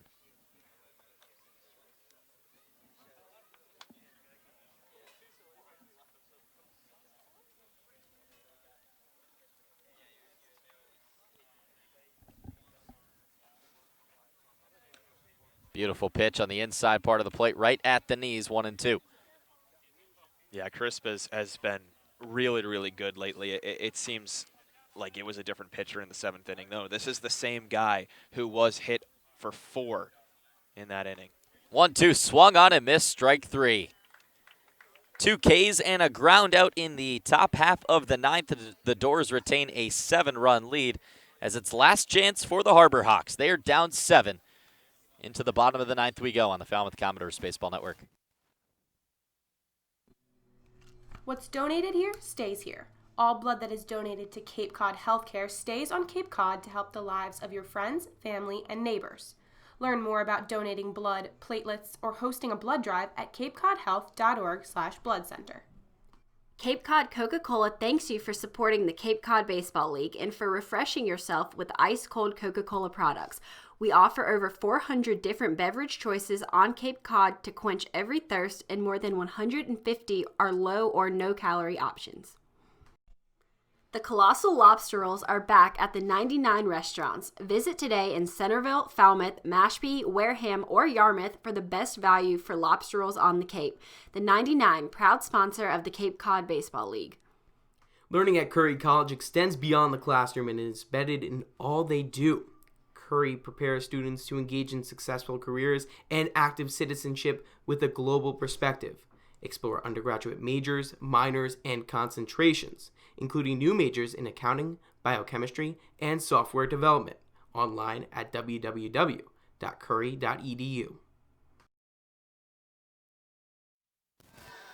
Ahlstrom still on the bump for the Commodores in the bottom of the 9th inning. And Danny, this would be a nice little extended save for the lefty. Yeah, I don't know if it would go down as a save because when he came into the game, it was a big deficit. But yeah, he's been looking really good in relief of Sam Strickland, and he needs that. He needs a bounce-back outing after his poor start his last time out against Chatham. Could use that to help out his own self and his stat line. Servideo, Goodman, and DeSantolo due up. That's hitters 2, 3, and 4. Strike one at the knees to the left-handed batting Servideo. He's had a tough day at the plate. 2 strikeouts and a ground out.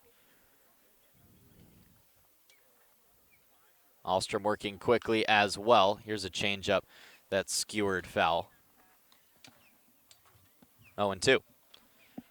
Yeah, Servidio's had a pretty rough season. I mean, he's well below 200 at this point, still searching for double-digit hits, and he's been here for a long, long time. He was one of the first Ole Miss guys to get to the Cape. Ahlstrom, the Oregon Duck, fires a fastball right past Servideo. 3 swinging strikeouts for the number 2 hitter, and now 2 outs left for Hyannis. I don't know how fast Robbie Ahlstrom throws, but he definitely doesn't have that lights-out velocity that we've seen from some other guys. I mean, doesn't seem to have the same giddy-up as even a Nolan Crisp, but that one was well past Servideo as he is just really in fits. 0 for 4 with 3 strikeouts as his woes continue. Foul ball from Hunter Goodman starts off this AB. He is also 0 for 3 with 2 strikeouts. Hitters 1 through 4 for Hyannis. A combined 3, 4, 14. Took me way too long. Curveball swung on and missed. 0-2. Ahlstrom making quick work of Hyannis. This is just polar opposite games for Falmouth. I mean, not in the run tally, but in pretty much everything else. And it has been all Commodores, it seems like, since they scored their first run. Ahlstrom delivers. Low fastball that is laid off by Goodman, 1-2.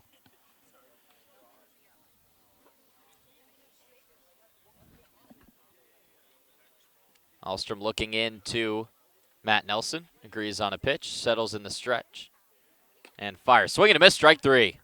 Holy moly. Robbie Ahlstrom is dealing right now. He's got 5 strikeouts. Yeah, and how about that for Falmouth pitching? Hunter Goodman falls to 0 for 4 with 3 Ks of his own. And Goodman has been the hottest hitter in this Hyannis lineup, save maybe Jordan Westberg. He was working on hits in 3 of his last 4. Well, that stretch has now snapped. He had multiple RBIs in 3 of his last 4 games played. He leads the team in RBIs. He's a very deserving guy at the 3-hole, and he's been a goose egg, all 4 ABs. Pinch hitter for Hyannis is Brooks Carlson from Samford. This game started off with a Samford Bulldog on the mound for Falmouth in Sam Strickland, and now might end with a Bulldog at the plate for the Harbor Hawks as well. First pitch is fouled into the light pole and then back onto the field right by the mound. That's got to be a single, right? Lands in fair territory. It's like wiffle ball rules. You got to hit a certain distance. Ahlstrom shaking off Nelson twice. Agrees on the 3rd pitch. From the windup, upstairs, 1-1. Robbie already with 2 strikeouts on the inning. Could strike out the side to end the game, and this is the perfect guy to do it against. Brooks Carlson leads Hyannis with Ks. He has 27 against him on the season. Batted .345 during his sophomore year down in Alabama. He takes a slider inside, 2-1. From Mobile, Alabama, the same home state of Sam Strickland, who is 1 out away from a win. Commodores trying to get their 12th W of the summer. And Hyannis trying to avoid their 18th loss. Yeah, tough. In 24 games. Here's Ahlstrom. Ground ball, backhanded, but can't be squeezed by Kevin Kendall. It's past his outstretched glove and into left field for Jackson Coots. A runner on and 2 outs. Yeah, Kendall got there in time, but he kind of just brought the glove stab onto his backhand down a little bit too late. Just needed to have a little bit of quicker reflexes, but the way Ahlstrom has been pitching, I don't blame him for maybe being on his heels just a tad. I mean, it looked like Ahlstrom was going to put down this side 1, 2, 3, all on strikeouts. Defensive substitutions out for their second innings. Austin Maisel in center, Jackson Coots in left, and Steven Moretto at third base. Here's the swing from Hoover. It's fouled away. Out to our left right now. And in the west, beautiful pink sunset here in Hyannis, Massachusetts. The sky beyond the field is now dark blue, turning black. Here's Ahlstrom. Curveball swung on and missed. 0-2, excuse me.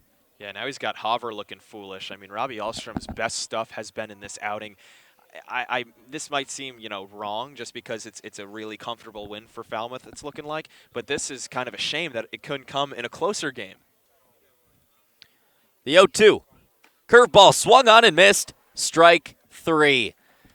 Ahlstrom works at near perfect 3 innings, allows just 1 hit and walks 1. He strikes out 5 in 3 innings of work. Danny, we'll start with the pitching because they were outstanding. Ahlstrom and Strickland looked great.